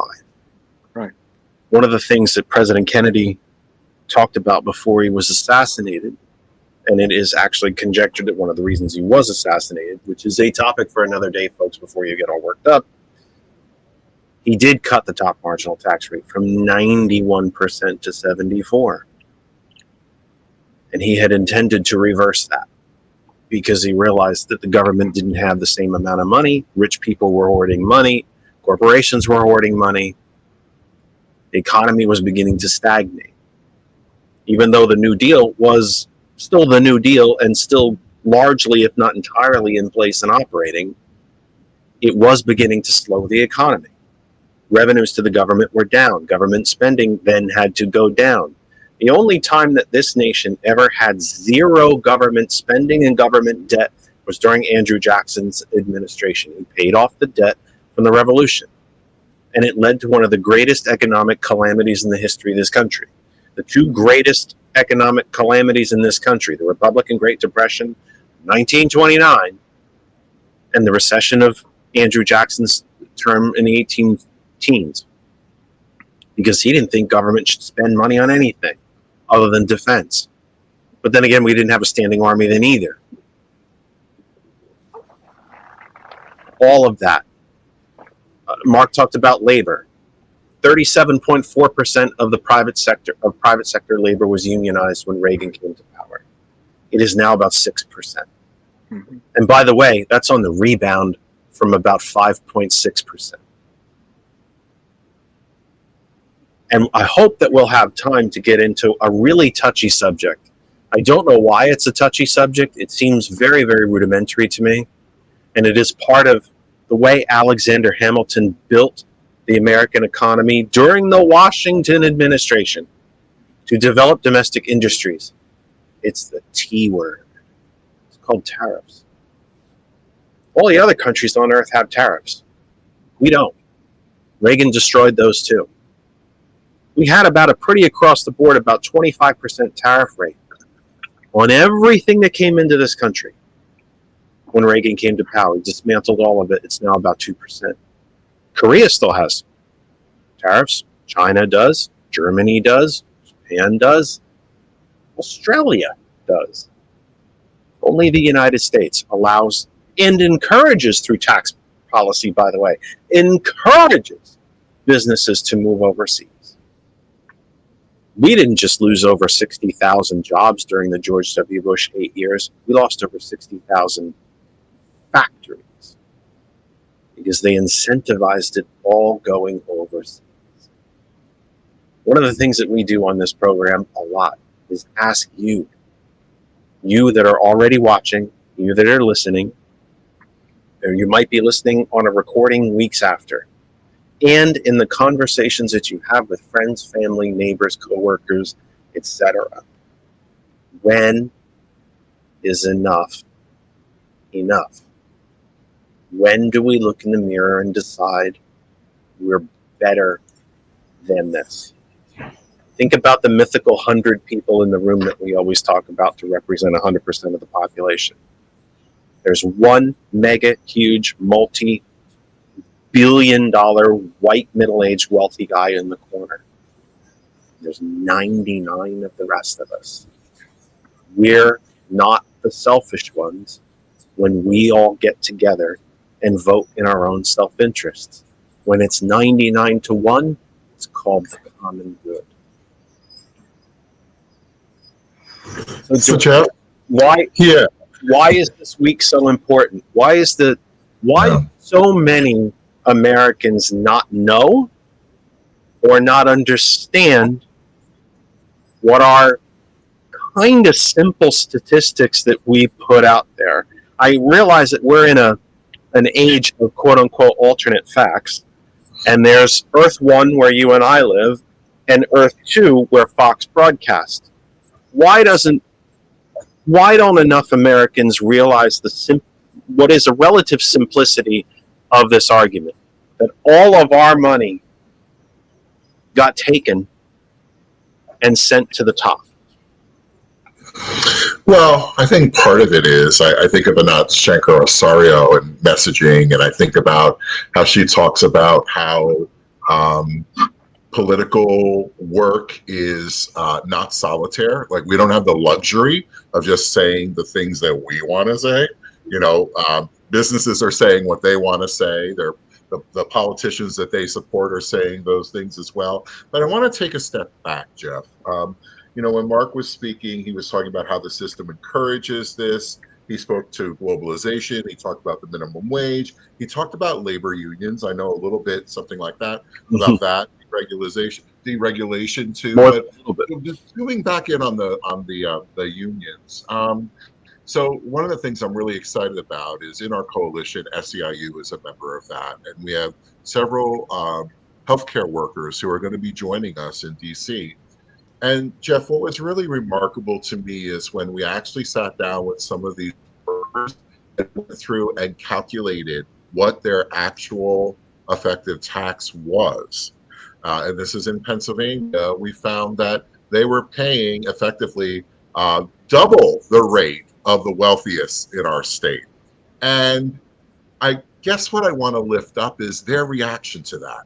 Right? These are people who are taking care of the most vulnerable folks in our society. They are home care workers in hospitals and nursing homes. They are making the food and cleaning the floors and taking care of everyone. And they have a work ethic that says we should all do our fair share. Not one of the people coming with us said, oh, I don't want to pay any taxes. They say, I'll pay what's fair. I want to pay what's fair. But it doesn't seem fair to me that I'm paying double the rate that others are paying, and also that there's so many corporations who use loopholes who pay nothing. They pay nothing. Or get multi-million-dollar rebates. Well, it's corporate welfare is what it is, right? When you think about it, they're not paying their workers. Minimum wage was one of those things we talked about. They're not paying livable wages for folks. And then what happens is they have to tap into that safety net. And where does that come from? Not the corporations who are not paying their fair share of taxes. It doesn't come from the corporations. I don't think Musk wakes up every day wondering when his next paycheck is coming, right? I don't think he's waiting 2 weeks to think about like how much his mortgage payment is. This is not something that he does. And so thinking about it in terms of what does your day look like? How do you move through this world with your family and think about what you're buying, what you are spending your money on, the emergencies that come up to do this, and then on top of that. So Jeff, I think one of the reasons why people don't really know is because they're living their lives. right? They're not walking around with accountants. They don't have time to look up to see how much tax Musk is paying, right? That's not something that they're going to be doing, but it affects them every day. And when they find it out, when they become aware of it, they are outraged by it. So outraged that several of them are coming with us to Washington to let their legislators know that this is not acceptable. Everyone should be paying their fair share, and paying double the tax rate is not paying your fair share. I've told the story to you all on this program before. If we go back to the time when Mr. Musk bought Twitter, he was worth roughly $252 billion. If Musk were his own gross domestic product, about 2/3 of the nations on Earth would have had less of a GDP than what he was worth. And when he paid the $44 billion for Twitter, he only had 206 billion left. Only. Can you imagine? Somebody had posted that George, I think, had looked this up for me in a past program, but if Mr. Musk was to spend $1 million a day for the rest of his life, it would take 437 years for him to exhaust his wealth. Gentlemen, Thomas Jefferson and Alexander Hamilton and James Madison themselves, the framers of the country, fought for a progressive tax system. Jefferson's famous quote, I do butcher it occasionally, but I think I'm going to get it right this time. His quote was, "To prevent the establishment of a permanent upper class." They advocated for the estate tax.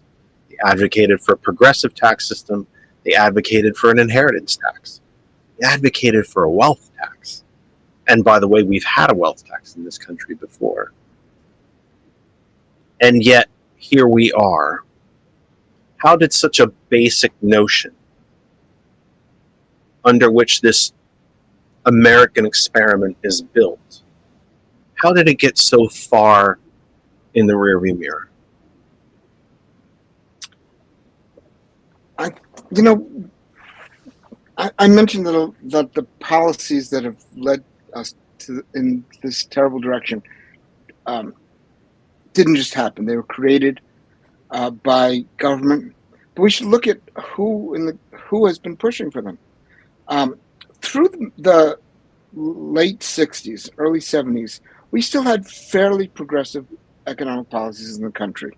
The New Deal arrangement between labor and business was in place. Taxes on the wealthy were relatively high. The minimum wage reached its highest level in real terms in 1968, which was also the year I first started working. So I remember it well.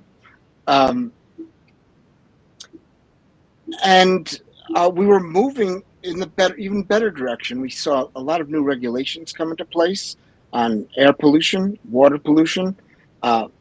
People who always talk about government not working should look at the history of the air pollution, water pollution after the Clean Air and Clean Water Acts were passed. We dramatically reduced pollution in this country. They were very successful. And then OSHA came in, and businesses didn't like these new regulations.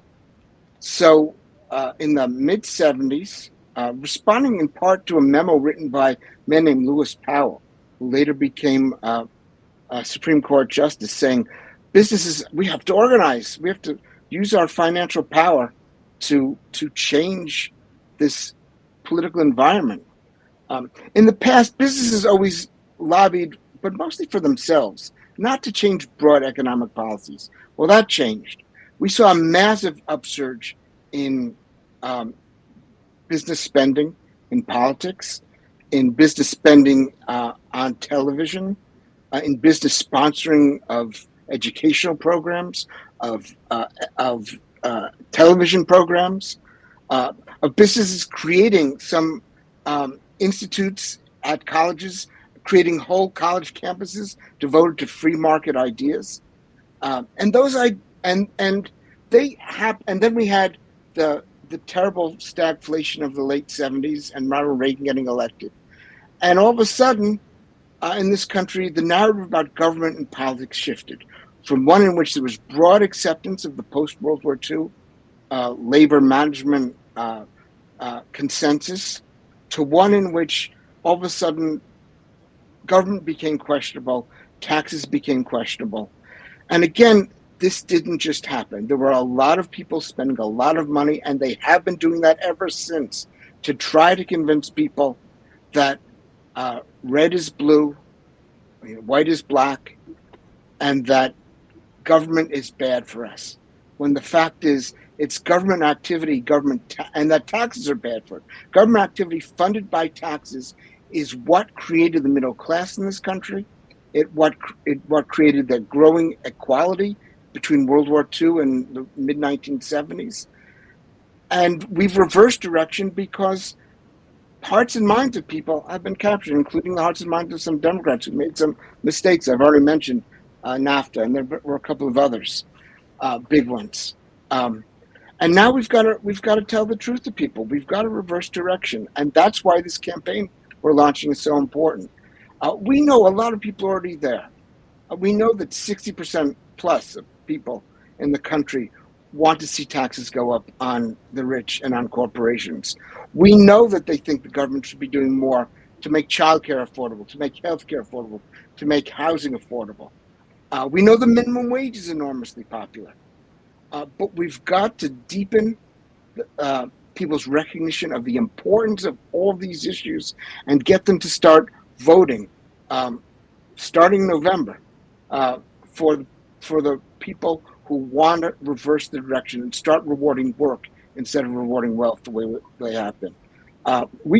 This change, this 40-year change in direction can be reversed, and it can be reversed actually relatively fast if we just make the decisions that we have to be making in the voting booth and in between elections, because politics doesn't just happen one day a year on election day. It happens all throughout the year. What we do in our campaign is mobilize people to talk to their state senators and state representatives and talk to the U.S. representatives and their senators. And we need people to come out and do that and tell them this message, because a strong enough message from the people can change the direction of the country again. And that's why we're going to Washington, to help build this campaign. So speaking to that, of people speaking with their elected officials and so forth, the ultra wealthy and large corporations, they're kind of afraid, right? They're afraid of what will happen if we do come together, right? And they are always exercising the politics of dividing us while they have their hands in our pockets, taking as much as they can of our tax dollars and using it for their own purposes. They're not paying their fair share, and therefore they're doing this. And so I often think about that of, the people who are arguing that large corporations should be able to have permanent tax cuts, and the ultra wealthy, they're the job creators, the myths that go around these things, and talk about people who are freeloaders and trying to, all of that stuff. It's just amazing to me, because it's an obvious ploy to divide us. And the reason why they're so concerned about that is because they know, like we know, that if we can come together and make this demand of our the only way these folks get elected is by votes, as Marc said. And so they are afraid of us coming together and actually enacting this. And obviously we have some, it's a presidential election, and we've been hearing about an opportunity economy, one that actually lifts up everyday Americans, right? We're not talking about folks who make over $400,000 a year. We're talking about everyday people, and centering our policy around those people. And when those people come together, they know we win. And so this is why throwing the gauntlet down now and going to DC is so critical, because we're going to be looking at tax cuts, of renewing tax cuts or letting them expire, or coming up with new policies in 2025. So strategically, it's very important to be in front of and identifying our champions in Congress to lift up the average American person and not the large corporation and not the ultra wealthy. Let me play Debbie Downer here for a sec. Is there any way to solve any of this without overturning Citizens United? The myth, the Supreme Court decision created out of whole cloth, with no real legal basis, no constitutional basis, no even real precedent basis that corporations are people and that money is speech. And neither of you are constitutional scholars. I am not a constitutional scholar, and I don't play one on the radio. But it would seem to me that money cannot equal speech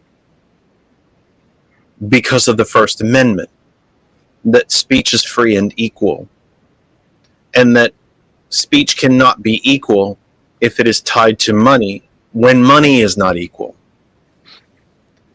So can any of this, and I hate to cut to the end of the story and possibly ruin the remaining hour and 10 minutes of the program, but we also know how to solve all of this. The answer is the New Deal, because we solved it before. Our answers are in our own history. We know what to do. But can we do any of it without something like Citizens United being overturned, or at least major campaign reform? And notice I didn't say just campaign finance reform, but campaign reform. We know that whoever wins this presidential election, people will start traveling to Iowa in December and start getting ready for 4 years from now, which is obscene. Elections in the UK are 6 weeks, and that's it. You can't advertise, you can't fundraise, you can't do anything except for the 6-week window. So, very long-winded question. Surprise, surprise, welcome to my show. It was very long-winded, but Dwayne knows all too well. But that said, is there any way to accomplish any of this without overturning Citizens United, or at least some major kind of legislation by Congress to overturn it, and therefore add the clause in that it is not reviewable by the Supreme Court? How does any of this get started? Yeah, we can do. Look, a lot of good things have happened in the last 2 Democratic administrations, despite Citizens United. Under Biden, we passed Inflation Reduction Act and the Infrastructure Act and the CHIPS Act. We've seen the biggest investment through tax credits in moving towards renewable energy resources instead of oil and gas that the world has ever known, despite the opposition of the oil and gas industry.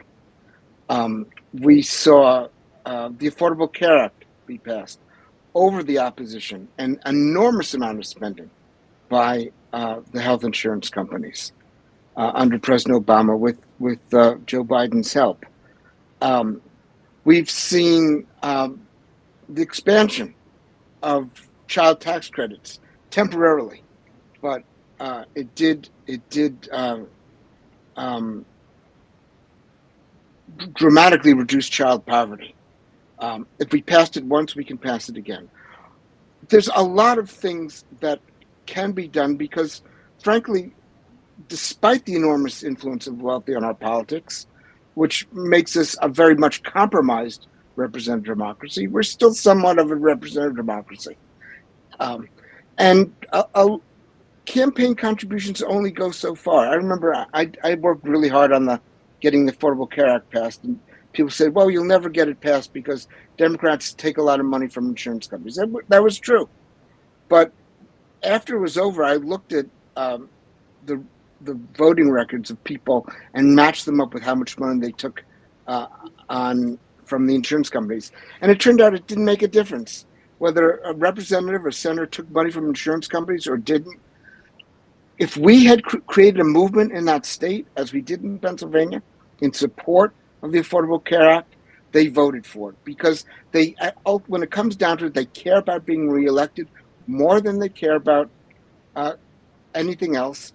And the votes of people are not totally for sale. Campaign contributions are limited. They get campaign contributions from so many people that one or two industries' campaign contributions can't change their mind. So the other thing President Biden did, he raised taxes. He raised taxes on the rich. And the Affordable Care Act raised taxes on the rich. People don't understand the Affordable Care Act was the most redistributive piece of legislation in the entire history of the United States. All the benefits went to working people and the middle class. All the money for it came from the rich. Social Security doesn't even do that. Medicare didn't do that. The Affordable Care Act did that. So it's possible. And it better be possible because we're not going to overturn not just Citizens United, but Buckley versus Vallejo, which from 71. I did teach constitutional law for a number of years. That was the precedent for Citizens United, and we have to overturn both of them. And we're going to have to change the Supreme Court to do it. And that means we're going to have to get control of the presidency in the House and the Senate. We're going to have to overturn the filibuster. We're going to have to expand the court, and then bring a lawsuit. And then, the arguments for Citizens United and Buckley versus Vallejo are not very good. The idea that money is speech is absurd to most people when you actually press them on it. And I think we ultimately will be able to overturn it. And that may be necessary to get to as far as we want to go. But we can go a long way without overturning Citizens United. And we've seen that happen. The idea was absurd to the framers themselves. Question in the chat from the boss. And because she lives here and I have to live with her, I will get to the boss's question because I would never, ever skip that. Peace at home, peace at home. Peace in life begins with peace at home. Question for Dwayne. Large corporations and politicians often use small business owners as a cudgel to argue for tax credits for the rich. Curious about your thoughts on this talking point, especially given the fact that you have been a small business owner. Oh, yes. I started my first business in my living room. My computers, I bought 2 of them, were on my credit card. And my first filing cabinet was bought with something called green stamps. You might want to look that up if you don't know what that was. Seriously, I had a whole bunch of books of green stamps and I needed a filing cabinet. And I bought them.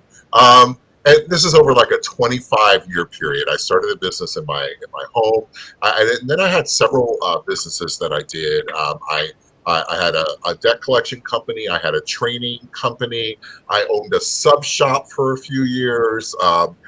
Just a dog treat business. Did all kinds of things. And one thing that was pretty remarkable, and this is getting in the weeds a little bit with Pennsylvania in particular, is that the rate of taxes that small businesses pay in Pennsylvania is high, right?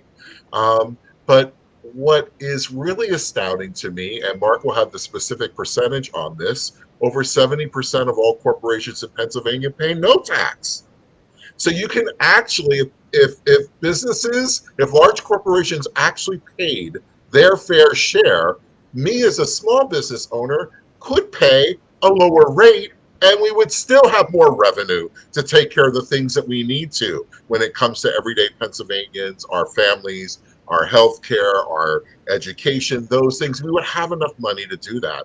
But because you have an effective rate of 0 for large corporations who claim losses in Pennsylvania and profits elsewhere, profits in Delaware, profits in other, in the Cayman Islands, wherever it happens to be, the small businesses have to carry that burden.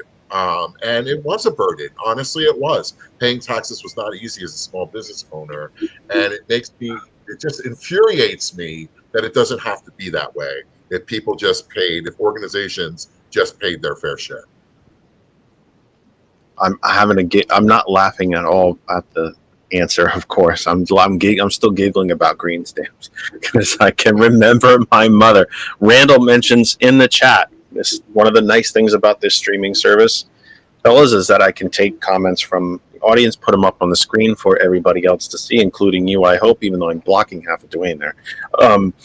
Randall mentions that my mother bought my first stereo for college in 1972 with green stamps.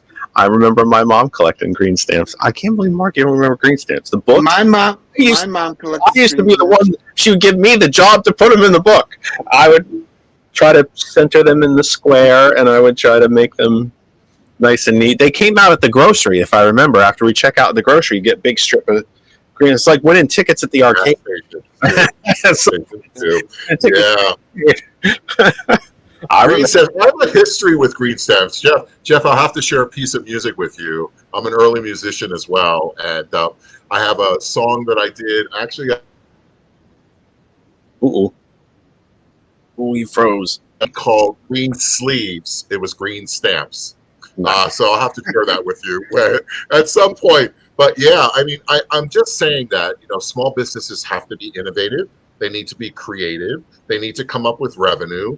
And the last thing they need is to be carrying the shoulder on their shoulders, the burden of the taxes when large corporations are not doing their fair share. And in fact, the small business taxes are taking care of the large businesses because they're not paying their employees the way that they should.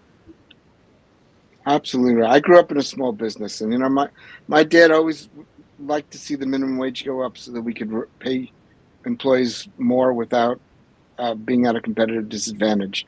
And he was always angry that, big businesses rely on an educated workforce. They rely on roads and bridges. They rely on communications technology. They rely on government research and development. And in the healthcare field, they rely on an enormous amount of federal investment in healthcare. And they don't pay taxes for all that stuff. I'm constantly talking to right-wingers on Facebook and elsewhere who say, they're the job creators. We got to treat them well. Well, the fact is we treat them incredibly well, and they don't pay for everything they get. We're paying for it, and small businesses are paying for it. And you remember I was talking before about concentration? Well, that doesn't just affect consumers. If you're a small business person, you're selling, have a small shop, well, you're buying a lot of stuff produced by big businesses, and the fact that there's very little competition between them means you're paying more than you should be, which means you can't sell as much, or you have to charge more, which also reduces your what you sell and your income. We've got to convince people in the middle and small businesses that not to identify with the big businesses, not to identify the people at the top. And that's actually a problem. It's a problem, I think, for upper middle class people, lawyers and doctors who may be making $150,000 a year. And they hear high taxes, they think, oh, I make a lot of money, they're going to come after me. That's not the case. We have a plan to raise taxes in Pennsylvania on the very rich. It's called the fair share tax because we have a totally upside down tax system in Pennsylvania that takes twice as much from the bottom 20% as the top 1%. Well, that tax on income from wealth would take most of the money from the top 1%. Upper middle class people, doctors, lawyers, they're not going to pay more under any of the things we're talking about. They're protected unless they make over $100,000 a year for a single person, $600,000 for a family. No one's talking about taxing them.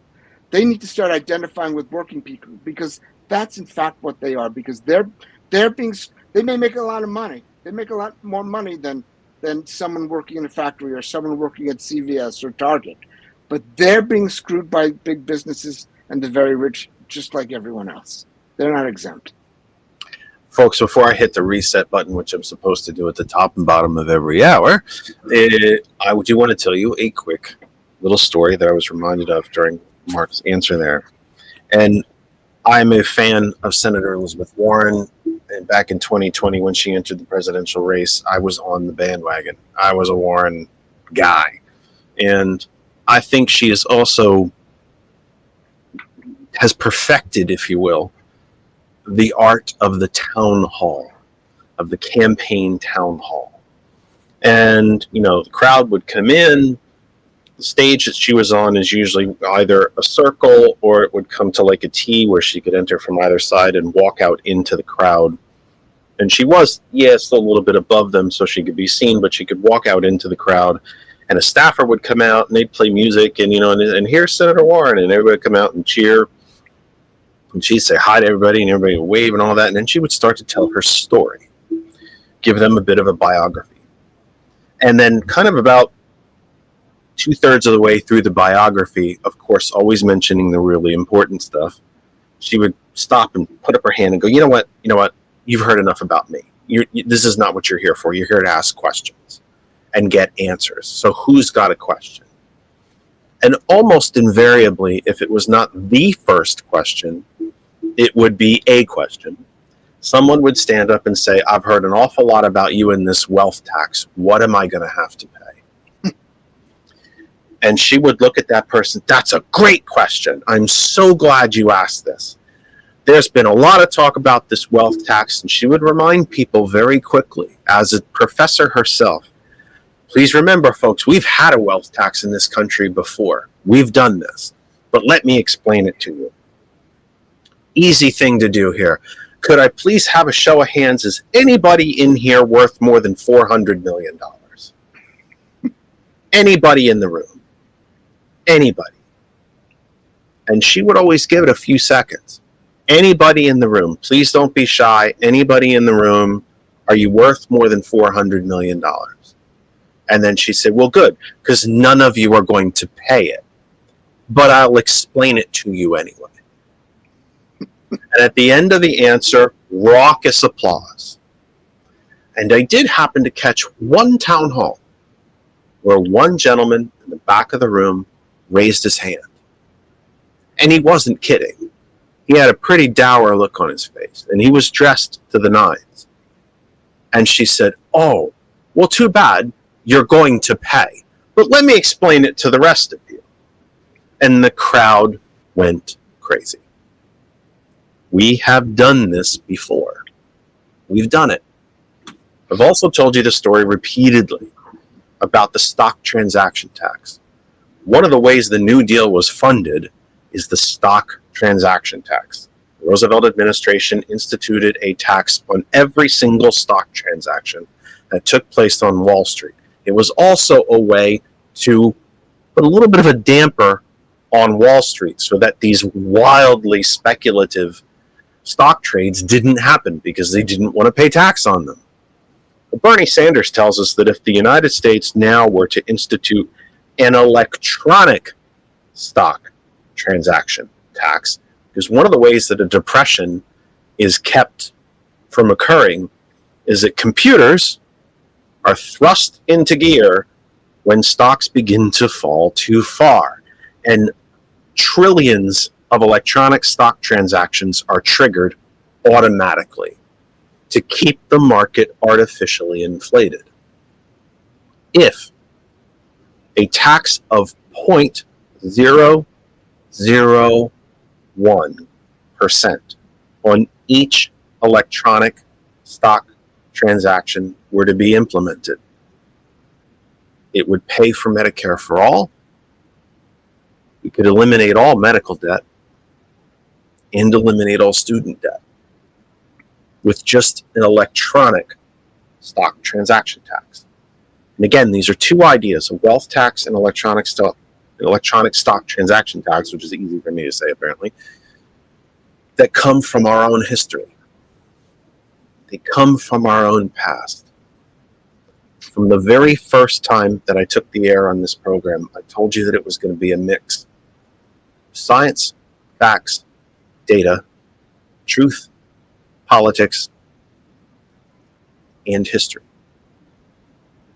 All of the tax issues that we're discussing with the gentleman tonight, we know the answers to all of them. The answers, in fact, are old answers, but they're answers that we've walked away from. There's answers that the richest among us have purchased our opinion to walk away from. Reagan foisted two massive lies on this country. The myth of trickle-down economics, which, by the way, was a contributing factor to the end of the Roman Empire.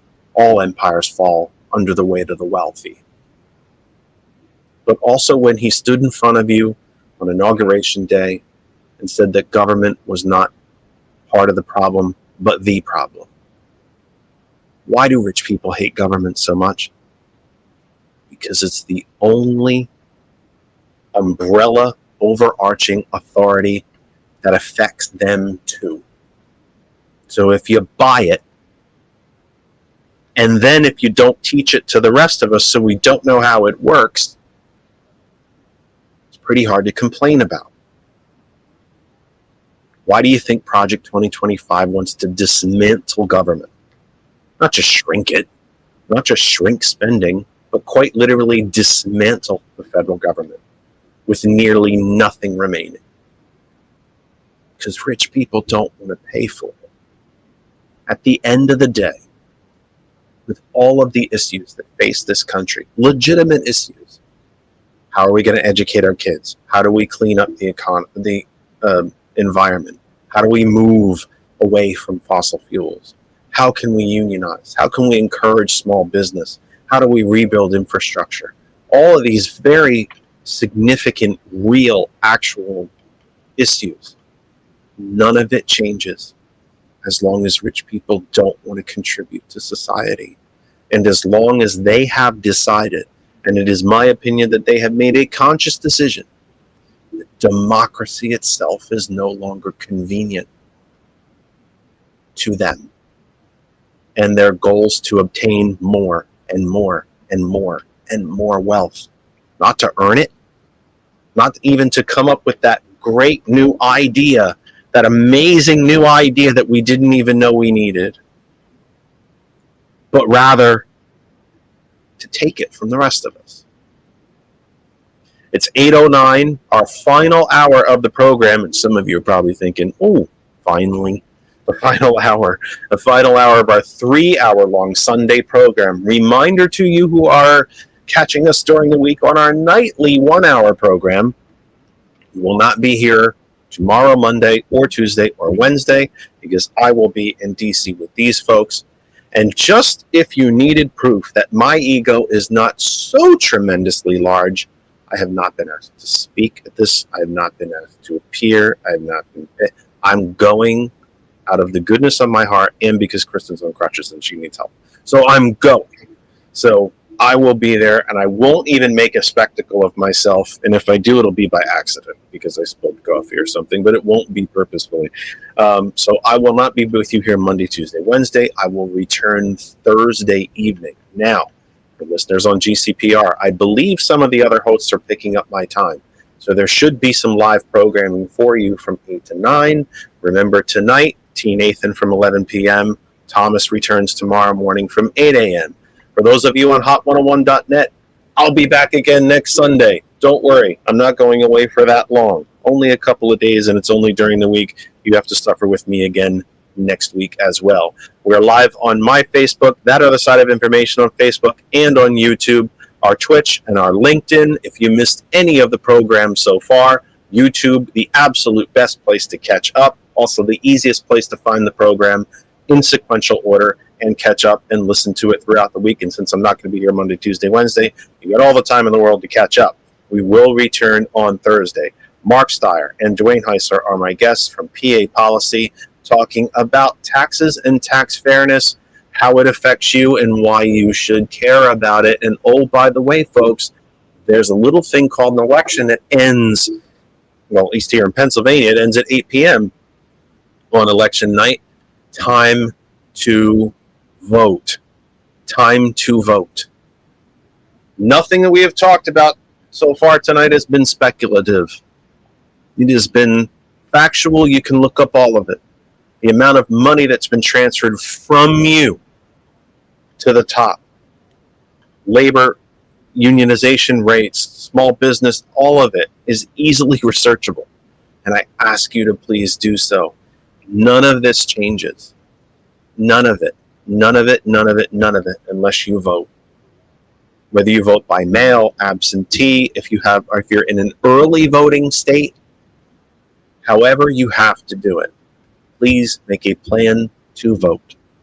At the end of the day, no matter how many hundreds of billions of dollars Mr. Bezos, Mr. Musk, Mr. Zuckerberg are worth, the Mercers, the Kochs, however many billions of dollars they're worth, when they walk into the voting booth, they get one vote. just like you. And there's a hell of a lot more of us. Mm-hmm. So let's get together and vote. Marc, you talked about how some of the unfairness that's built into the system. I would say the Social Security tax itself is an excellent example of that. We could solidify Social Security for at least the next 70 years, according to Senator Sanders, if we simply lifted the cap on Social Security. If we look back to a time when the New Deal was really at its height, post-World War II, the 50s and the first half of the 60s, when the top marginal tax rate was 91%, on individuals making more than $4 million in today's dollars, which would mean that they didn't pay 91% on all of their income, but income over $4 million. Wherever that $4 million in first dollar came in, paid 90 cents on that, 91 cents on that first dollar. Is there any way to properly explain to folks from within our own history, after 43 years of Reaganism and destroying the New Deal? And remember, Reagan, in many public interviews when he was running for president and asked, why are you running, was to defeat the Soviet Union and destroy what was left of the New Deal, and would say that openly in interviews. Is there any way to explain to people just exactly how well the New Deal worked and how fair it was? To be fair, if you're a person of color, you didn't feel it, not the same way. I'm not saying it was perfect. From the standpoint of equalization, of growth of unions, growth of the middle class, we had the largest middle class on earth, both per capita and in sheer numbers, before Reagan. 64%, I believe it was, of the population self-identified as the middle class. It's now 47%, the lowest percentage in our history. And that doesn't even mean that they're actually middle class. They don't even identify as middle class. They don't even think they're middle class anymore. Is there any way to, when you're talking to folks, especially right-wingers, which you do engage an awful lot more than I have the strength to do, that we did this before, and it worked. And it didn't just work, it worked well. And the New Deal didn't just stabilize the American economy after the Republican Great Depression, it stabilized the world economy. Yeah, that's absolutely right. And I like the way you frame it. Nothing we're talking about is new. We're not talking about creating a utopian world. We just want to get back to 1968. We want to get back to a world in which the minimum wage is high, in which 30-some-odd% of the workforce is unionized, in which we're protecting our jobs from competition with the lowest wage countries around the world, in which the rich are paying their fair share, in which healthcare is affordable, in which childcare is affordable. Now, we don't want to just go back to 1968, because let's remember a couple of things about 1968. Women were subject to far more restrictions than they are today. Black people and brown people were subject to far more restrictions. They were not as included in the growing sectors of the economy. There was still a lot of poverty, and Black people and single women and brown people were disproportionately poor. But we can fix all that. And one of the things we can do now that we didn't do then is take advantage of the skills and the talents of women and Black and brown people in a way we couldn't back then because of discrimination and because of the unwillingness of most people to treat particularly big businesses, but frankly it was most of us who weren't willing to treat women and Black and brown people fairly. Now we can take advantage of all those talents and abilities by making sure that everyone is educated. And the other thing we need to go back to, which we haven't talked about, is social mobility. The fact that back in the 1960s, where you grew up, your zip code, didn't determine your opportunities. It didn't determine whether you were going to get a great education. It didn't determine whether you were going to get a good job the way it does now. And because it didn't, we saw much faster economic growth. One of the secrets that people don't always talk, we talk about government policy, but and government policy, which is very important. But one of the secrets of post-World War II growth is that we actually made some progress after World War II in opening the economy to Black people and women, and that by itself generated a great deal of economic growth. And even we didn't have full equality of opportunity, but we had some equality opportunity, and we had the GI Bill, which helped working class people and their kids move up into the middle class.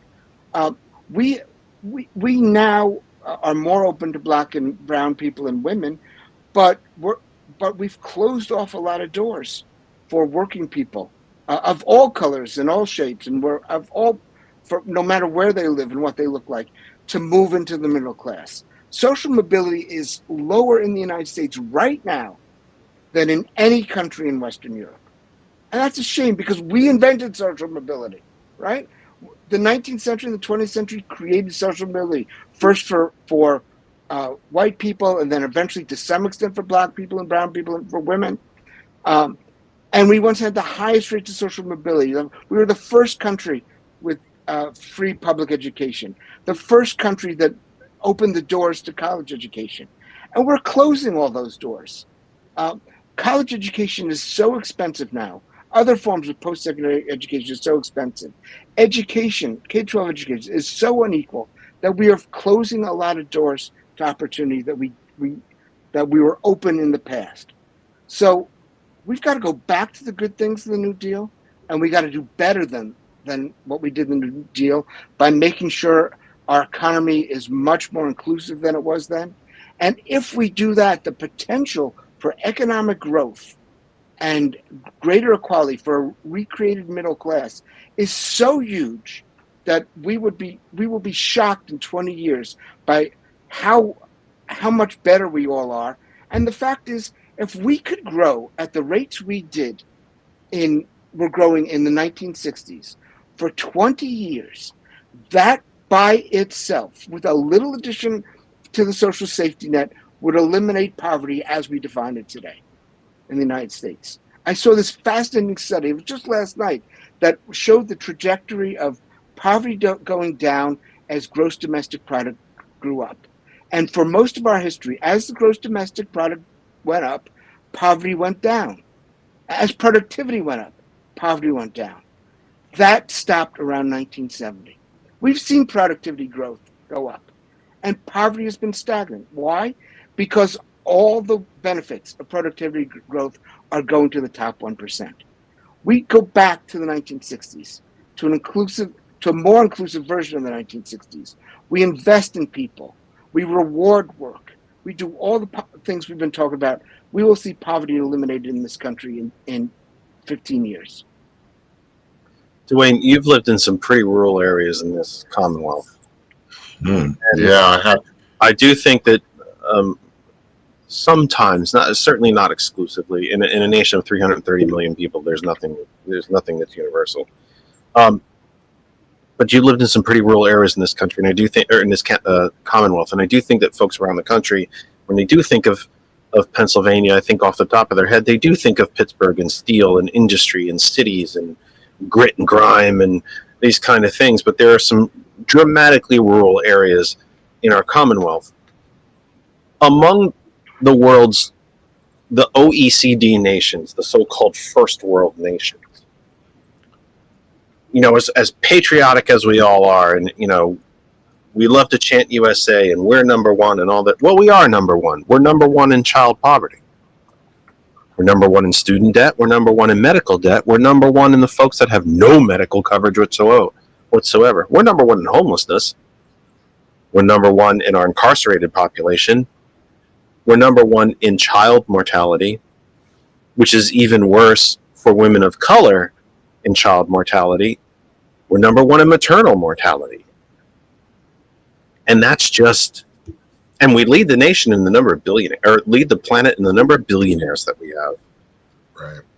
These are all facts that are easily researchable. Where's the disconnect? And I know on your first visit I did ask you this, and I don't know, I'd be curious to see if your answer is any different. And I'm not even sure that there is an answer, to be perfectly honest. Where's the disconnect? When a rural farmer in Snyder County who can't farm his own land anymore because he was sold a bill of goods that if you just let us frack underneath it, everything will be great, and you'll get all these windfalls of, we'll pay you for the land and all this good stuff. And the land is so poisoned he can't drink his own water, grow on his own land anymore, and somehow that's Democrats' fault. Where's the disconnect? Is it we don't teach our own history? We don't teach about the New Deal anymore? We don't understand how government works because we don't teach civics? Where's the disconnect that the people who have been put under the heel, so to speak, that have put under the boot of the rich, who have suffered the worst, who have had the most taken from them, are the ones that continue to blindly vote to keep it in place? Yeah, so I think the way that Marc laid out what was happening in the 60s, and you did as well, Jeff, about we've been here before, right? This is nothing new. We can do this. I think that we need to tie or connect the dot to what we said in the very beginning. This has all been done on purpose and through policy, right? It's all been done on purpose and policy. And when I think of the 1960s, I think of Johnson. If you can convince the lowest white man he's better than the best colored man, he won't notice you're picking his pocket. Hell, give him somebody to look down on, and he'll empty his pockets for you. If that doesn't address exactly what we're talking about here, I don't know what does, right? Like the fact that, we talked earlier about how these are purposeful acts. This is the ultra wealthy. This is the large corporations, the greedy corporations purposely dividing us so that they can have their hands in our pockets. And we are seeing that. And we're seeing that to a crazy degree now. And it's obvious that it can be exploited in a nation that's so divided, right? And they are laughing their ways to the bank. Hell, they are the banks, right? They are the banks. So, Jeff, I think it has something to do with that. But I also said in the beginning of when we jumped on here is that I've never seen so many people talk about in unity how we must tax the wealthy, how they should be paying their fair share, how large corporations should be taxed as well, how, even speaking to some of the folks who are coming with us to Washington about what they think about their effective tax rate compared to others and what that looks like. That story can be repeated over and over and over again. It's just a matter of connecting those dots, Jeff, and I believe being able to raise it to the level that people understand that this is done to us on purpose, and that we can actually change that because we've done it before. But let me push back a little bit on your small business then experience. What happened to the very basic principle from Henry Ford? Not exactly the most accepting man of people who didn't look like him, but he also built his business on, I have to build a product that my own employees can afford. Yeah. So if I'm the 600 plus billionaires that I have in this country who have decided that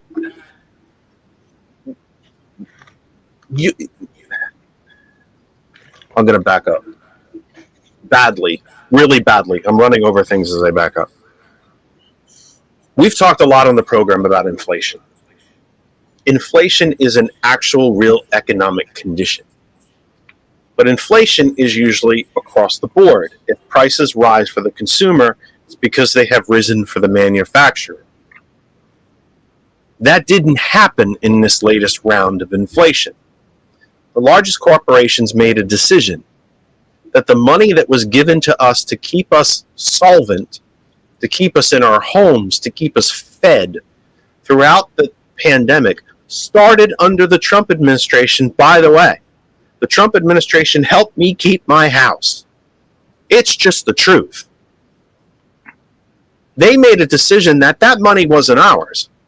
It was theirs. That what's theirs is theirs, and what's ours is theirs. And prices spiked with no justification throughout the manufacturing process. What happened to the principle that if I could be anybody, I guess, even Walmart or Target or the, I guess there really aren't big three automakers anymore because some of them are owned by, Chrysler's owned by a foreign entity, but what happened to the principle that if all the rest of us don't have any money to buy anything, these corporations don't earn anything. They don't make anything. It seems to me to be a very basic principle. Prices continue to spike, but we don't want you to earn anything. We don't want you to make any money. How does that work in an economy? Well, I think there's a few things to unpack there, Jeff. But one of the things that I think is just rises to the top, and it's just true, if we're wondering why they're raising prices like that and how are they able to do it, it's because they can, right? It's because they can. Why are they able to amass wealth? It's because they're not paying their fair share, right? Because they can, as a result of policies. I think that is a big part of those things. And there's also this ethical kind of question that you pose. And I get that. I was a small business owner, several different businesses. And, I almost, in my businesses, I kind of felt like almost a Robin Hood kind of guy. My employees were very active in the community. We would compensate for staff time, get people off if they volunteered at the local food cupboard. We were active in all kinds of things happening in Columbia County that benefited others. And also there wasn't a huge disparity between the owners of the company and anyone else who worked in the business. And we were very transparent about those things, as a lot of small businesses are, right? They're very honest about how hard they work, what they're doing, how they're trying to make ends meet. And I can just tell you that many of our small businesses resent what large corporations have done and what the ultra wealthy have done, where they don't seem to have that ethical consideration. You mentioned Steel, right? Pennsylvania, Pittsburgh. Well, that large building right now, the biggest building in Pittsburgh, is no longer U.S. Steel. It's UPMC. It's the largest employer in the state of Pennsylvania, and who is nonprofit, not paying taxes on their local properties, but yet operating for profit in Italy and in China and in Ireland. And why? Because they can, right? And so I don't think, I look at some of the healthcare up here in Northeast PA. We don't own any of it. And I think about how the CEO in Tennessee doesn't wake up every day thinking, how healthy are the people in Scranton? Right. That's not what he's thinking, right? I know that's not what he's thinking. Or else we would have healthier people in Scranton and we'd have better health infrastructure there. So when Marc was talking about these things, it wasn't only about the money, it's about healthcare. It's about education. It's about the things that everyday Americans need in order to not just get by, but actually to thrive, right? That's what we're talking about. And that ability to do that, which is being denied because of the concentration of wealth at the top. And the fact that we are divided, what they're doing is working, right? But once again, that light, we are seeing that people are becoming more engaged than I've ever seen before. We even with some of our comms work, and we have seen a record number of people let their voices be heard about the idea that we should be taxing wealth, that the ultra wealthy and large corporations should be paying their fair share. So they can, but we can stop that, and we have control over it, and we've done it before. Last half hour of the program, my Facebook, That Other Side of Information, Facebook and YouTube, my Twitch and LinkedIn as well, gcpr.live, Ghost Call Productions Radio.live, hot101.net, Apple App Store, Google Play Store. Tell Alexa. If you've missed any other program, YouTube is the best place to go. We will not be with you Monday, Tuesday, Wednesday. We return on Thursday and next Sunday. Marc Stier and Dwayne Heisler are my guests. Final half hour of the program. The Villain's View comes up live on gcpr.live immediately following us. The music returns live on hot101.net immediately following us. Marc, you mentioned Sweden earlier. The Scandinavian countries are among the best educated, longest lifespans, most equal wealth distribution, women fully autonomous. I mean, let's remember, as we try to throw women back into the closet, they're the majority of the population. There are more women in the country than men. Very, very simple. There's more than 50% of them. There's less than 50% of us. So much Republicans love to rail against things that are social democratic because, oh, you want to be more like Europe. Yeah, thank you. Yeah. Actually, at this point in time, yes. I'd like to be more like Europe. UK has a national healthcare service. Oh my God. And people live and they see doctors and they get care and they're born with a number analogous to a social security number. It's their number that follows them through life. It's their NHS card. It's their draft card, to be honest. It determines when they can vote, when they can drive. Everybody knows exactly when you turn 16, 18, when you can drink, on and on and on and on. It's your education card. It's everything.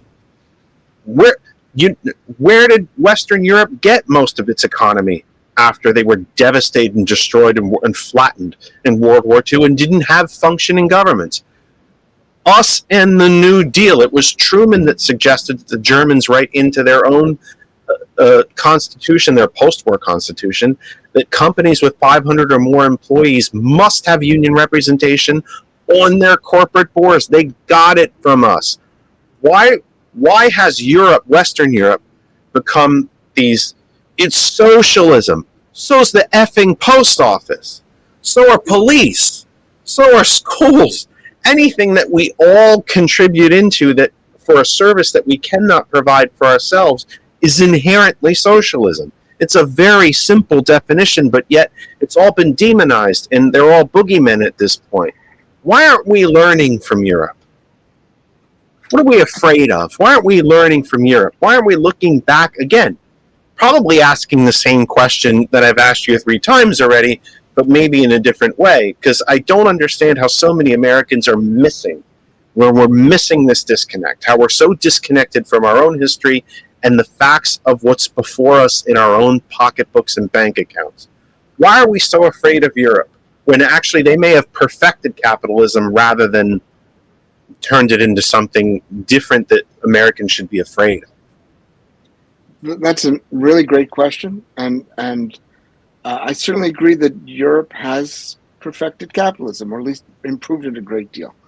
And you know, at this point, I get bored by conversations of capitalism and socialism because, you know, I can't imagine any advanced post-industrial society that didn't have a large role for the market. We're not going to eliminate markets. We're going to have capital markets. We're going to have labor markets. We're going to have goods markets. But we can regulate them, and we can socialize them so that they work for the benefit of all of us. And that's what's happening here. Why hasn't it happened here? That is a huge question in the history of political and social science, and there are many answers, but 2 are most striking to me. One is our Constitution. I mentioned a little while ago that we've only had Democratic control over the presidency, both houses of Congress, and enough senators to overcome a filibuster for 4 of the last 40 years. We've been blocked. If we didn't have a filibuster, there would have been a few more years where we could overcome some of the division. But we have a political system that was designed by the founders, and bless their hearts, they did a lot of good things, but they also created a constitution that makes it difficult to move forward and adopt new public policies. So while Europe was responding to some of the globalization and the technological change and the growth in corporate power by adopting new policies like the ones I talked about before, like workforce training, like greater control over capital movements, greater control of businesses moving from one place to another, we were stymied because even when Democrats had a little bit of power in the federal government, they could not overcome the barriers of the filibuster, the barriers of our bicameral legislature, the barriers of a Senate that's elected in a highly unrepresentative way, in which 16% of the people in this country, or states that have only 60% of the people in the country, can elect a majority of the Senate. We have a constitution that is very, very much biased against change, biased against progressive change because of the filibuster, the overrepresentation of rural people, and as is the Electoral College. We know that for Kamala Harris to win the Electoral College, she needs to win the popular vote by 3 or 4% to overcome the Electoral College's disadvantage. So that's one reason, and it's a very important reason. There's a second reason, and that is the racial division in this country. Dwayne talked about it before, how the right, the corporate elite, uses the racial and now gender divisions as a way of dividing working people. There's nothing new about this. In fact, racism was invented precisely to accomplish this back in the 17th century. And racism in this country has played a role in dividing working people for our entire history, even before 1776. And in the last That's the reason we don't have a national health care system. Right, absolutely. The reason Medicare was so much better funded than Medicaid is because the conservative coalition of Southern Democrats and Republicans blocked it, and it was the Southern Democrats who at that time were elected only by white people, and only actually by middle and upper class white people, because all the barriers to black people voting in the South blocked working class white people from voting as well. They didn't want to see black people. They didn't want to see black people get the ability to go to hospitals, because they knew if we had Medicaid, this federal government would insist, as it finally did, that hospitals in the South be desegregated. That continues to be the greatest barrier. It's the original sin of our country, and every single one of us pay for it every single day. Because the fact that so many people do not want to see a social safety net that's really vibrant, do not want to see strong labor unions, is because they fear it will empower black people. It will benefit black people. After the Affordable Care Act passed, I met some people in Georgia, and they were getting insurance on the healthcare exchanges, and they were so excited about it. One of them told me, "You know what? I had this mole on my face, and no one wanted to date me because of that mole. I got insurance from the Affordable Care Act, and I got the mole removed, and I got some other things. I lost some weight. I'm dating people. I owe the Affordable Care Act so much." I said, "Well, are you grateful to Obama?" He says, "No, because he gave black people more than he gave white people under the Affordable Care Act." I said, "What? What? Where are you getting this from?" He says, "No, it's true. Everyone knows it here." I said, I'm grateful, but, it still was biased against white people. Now, someone convinced him of that. Someone also convinced him, by the way, I had another conversation, that we were going to institute Sharia law in Savannah, Georgia. I said, "Sharia law?" He says, "Have you ever met a Muslim?" He said, "No, there are no Muslims out here, but we're moving towards that." It's like... Well, you know, It's crazy stuff, but it works. It actually works. And we've got to be convincing people, no matter what you look like, no matter where you live, the policies we adopted will benefit you. And you need to overcome the things that divide us and embrace the things that we all benefit from. I would say we're closer to the implementation or the Christian white nationalist quote unquote Sharia law than we are anything else. Yes. I would be remiss, gentlemen, if I didn't ask you about the election. I think it would just be malpractice on my part if I didn't ask you about the election. One of the things that I think the Harris campaign has done, really a campaign that maybe in a way that the campaign possibly hasn't done since maybe Jack Kennedy, which is heavy to put those two names in the same sentence. And I think that the convention especially showed it, that, you know, we're Democrats and we're damn proud of it. We're the ones that we did the infrastructure bill. We did the Inflation Reduction Act. We capped insulin at $35. We put $400 billion into green energy. We wrote off student debt, because I hate to say that we forgave student debt, because why do we have to forgive people for going to college when we're the ones as a society they're pushing them to go to college in the first place? I don't think they need to be forgiven for anything. We're the ones that wrote off student debt, and this list of accomplishments that go back to the New Deal. Mm-hmm. And you know, darn it, we should stand up a little straighter and put our shoulders back and be proud of that, and not be afraid. We should go out and tell people what our agenda is, rather than just reacting to the attacks that are thrown our way. Do you feel that as well in the people that in the conversations that you have during this campaign? Do you hear it on the street? Is it, you know, you talk to people from all sorts of political persuasions, from every extreme to the next. Is there a tangible sort of sense in the air that there's a difference about how the parties are feeling about themselves going into the end of this election cycle? Because we're already in it. November 5th isn't really election day anymore. It's kind of the end of the cycle, really, isn't it? And is there a different feeling in the air, if you wanted to start, Dwayne, about this cycle than others? I just have to say one thing before Dwayne answers the question I want to do. That is, for the last 15 minutes, Dwayne and I are going to be paid with C4, so we can talk about the election, not C3, okay? Thank you. Okay. All right. So let me just I'm debating about using this framing, but the election's not over until like December 11th, when the states have to certify the vote.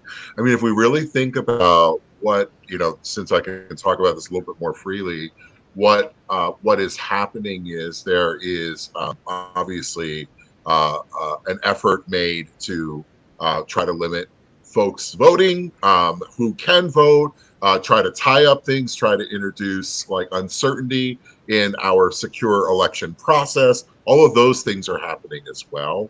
And so no one should be expecting that results are going to be in from all the states. It never is on election night. And that's purposeful as well, because the same party that doesn't want to count votes doesn't want us to start counting the votes as they come in, like through the mail and things like that. They want to once again divide us. They create the circumstances and then use it to their own political advantage, right? I don't know. It just seems like there's a party there that's not willing to accept the results. And they're talking about that now. And they continue to do this. This is not something new. So there's that. But speaking to your question about what do I see perhaps on the doors, I've been canvassing. I have been going to rallies. I've been going to watch parties. I've been in the room with our partners who have a pulse of things happening across the whole state. And I would be amiss if I didn't say that there is an optimism that's in the air, that this message is being received. I also want to lift up young voters. I've been talking with and seeing more young voters than I think I ever have, which is very encouraging because at the end of the day, they're the people who are going to be running this country, and they're the ones that are going to be, dealing with the backlash of what we have done so far, and have been dealing with that. It's so much harder now, and I'm hopeful, Jeff. But when I say that I'm hopeful, people talk about, though this person is up by 1%, this person's down by 3%, and this is in the margin of error. Let me just say this very clearly. There is no margin of error. There is a margin of effort. There is a margin of effort. If you've been saying the words, it's going to be close, it's in the margin of error, I want to ask you, what are you doing? Right? I had so many people contacting me because of my relationship with, I'm on state committee. I represent Lackawanna County. I'm involved with all of these different organizations. Dwayne, what do you think? What is happening? What is going on? And I've had people that I was quite surprised by calling me in a panic from time to time, hearing the latest statistic or wondering what's happening after this debate or what's going on there. And it took me a little while to kind of center myself around the idea of it doesn't really matter. And I think Democrats are getting this. You got to do the work, right? Mm-hmm. So we have this great conversation. I want to know at the end of the day, how many people are going to reach out and get on a phone bank to actually talk with people. My mind was never changed on a political candidate because I got a postcard or because I saw someone's yard sign, right? That doesn't do it for me. What does it for me is actually having a meaningful conversation about what concerns me the most. What concerns my family the most? How do we move through this world? I had a conversation with my doctor. She said to me, Dwayne, I'm so concerned. This is going back a few months ago. There's 2 old men who are running.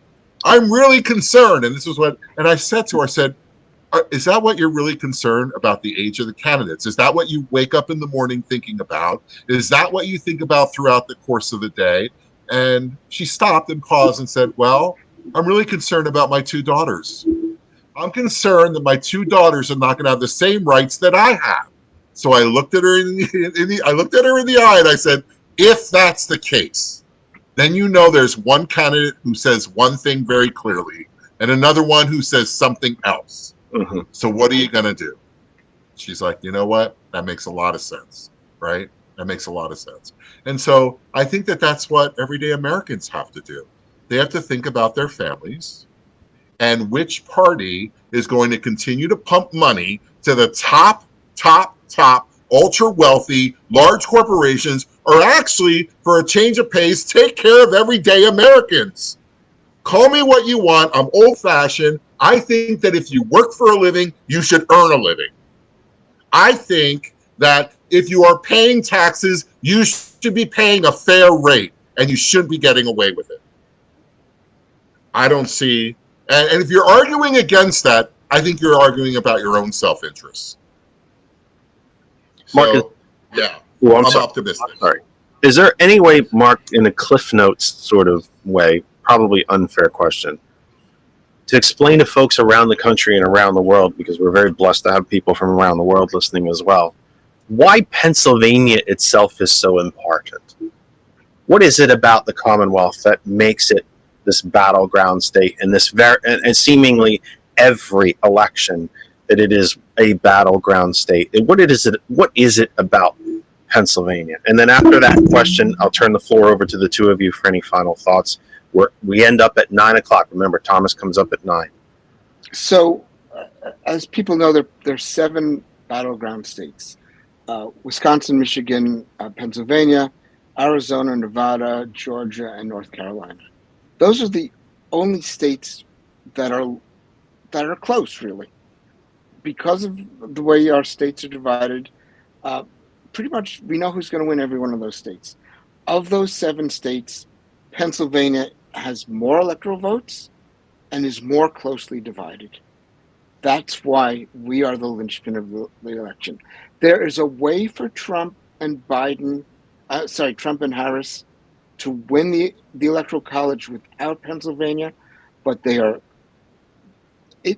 would be a very, very unusual result, because if they win some other state, they say, and I don't know the combinations well enough to tell you what states Trump would have to win, but I mean, if he won Wisconsin, Michigan, North Carolina, and Arizona, I think he'd win the election. But that's an unusual thing, because if he's going to win North Carolina, he's almost certainly going to win Pennsylvania, because Pennsylvania is so much closer than they are now. And he's farther ahead it's closer in Pennsylvania. Trump's farther ahead in Pennsylvania than some of those other states. So that's the key thing. We are ground zero for this election. And by the way, voting starts tomorrow, Pennsylvania. We have about 5 minutes left before I take the stage again and wrap up everything before we end up for the evening. So I just want to give you both an open floor. Is there anything that we didn't get to talk about? Any answer you didn't get to finish? Any information on what's happening this week?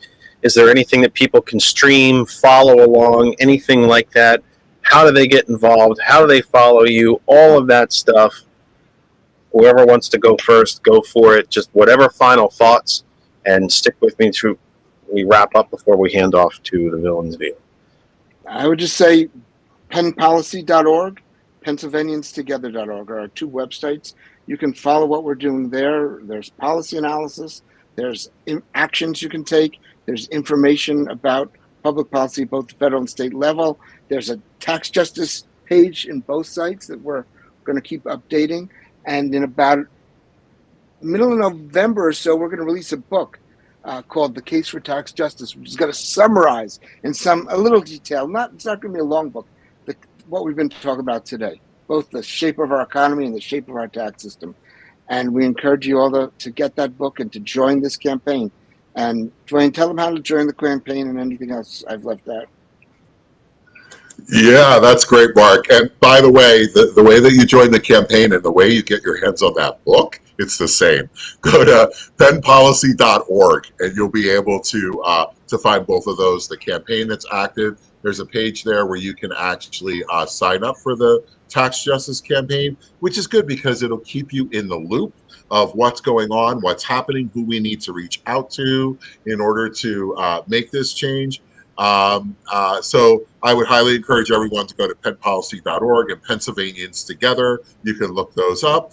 And just a little bit of a note here to Jeff and everyone listening that I really admire the work of Penn Policy because it's based upon such good data, actually looking at numbers, looking at what actually moves this economy. But then it takes all that data and it looks at and explores which policies would best serve everyday people, everyday families. And that's where we start. And when you go to the website, not only are you going to find all these different issues and the ones that we're digging into, like healthcare and minimum or a livable wage and tax justice, you'll also see blogs there, information about the latest things that are coming out in the news, what's happening financially, and can really be a source. In fact, there are many people who are running for office in the state of Pennsylvania that regularly go to our website to get the data that they need so they can actually talk about something that's kind of old-fashioned now, Jeff. It's called facts, right?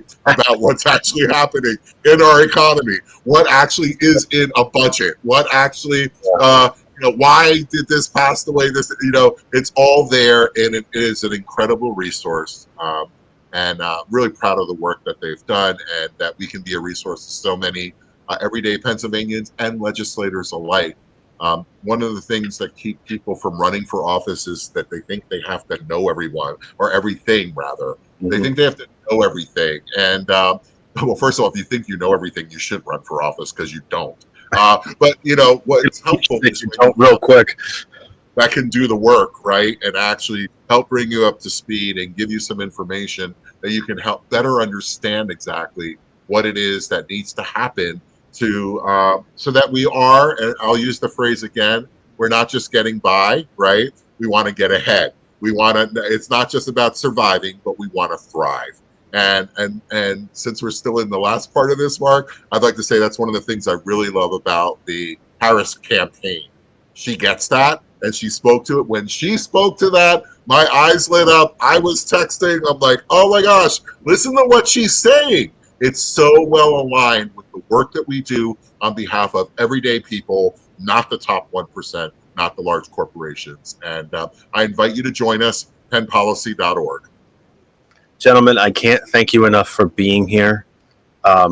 Especially, I hope this comes out right, that you asked me to come on it in hopes that it makes me hopeful that all this computers and money I've spent and wires really does look like a Best Buy puked in here.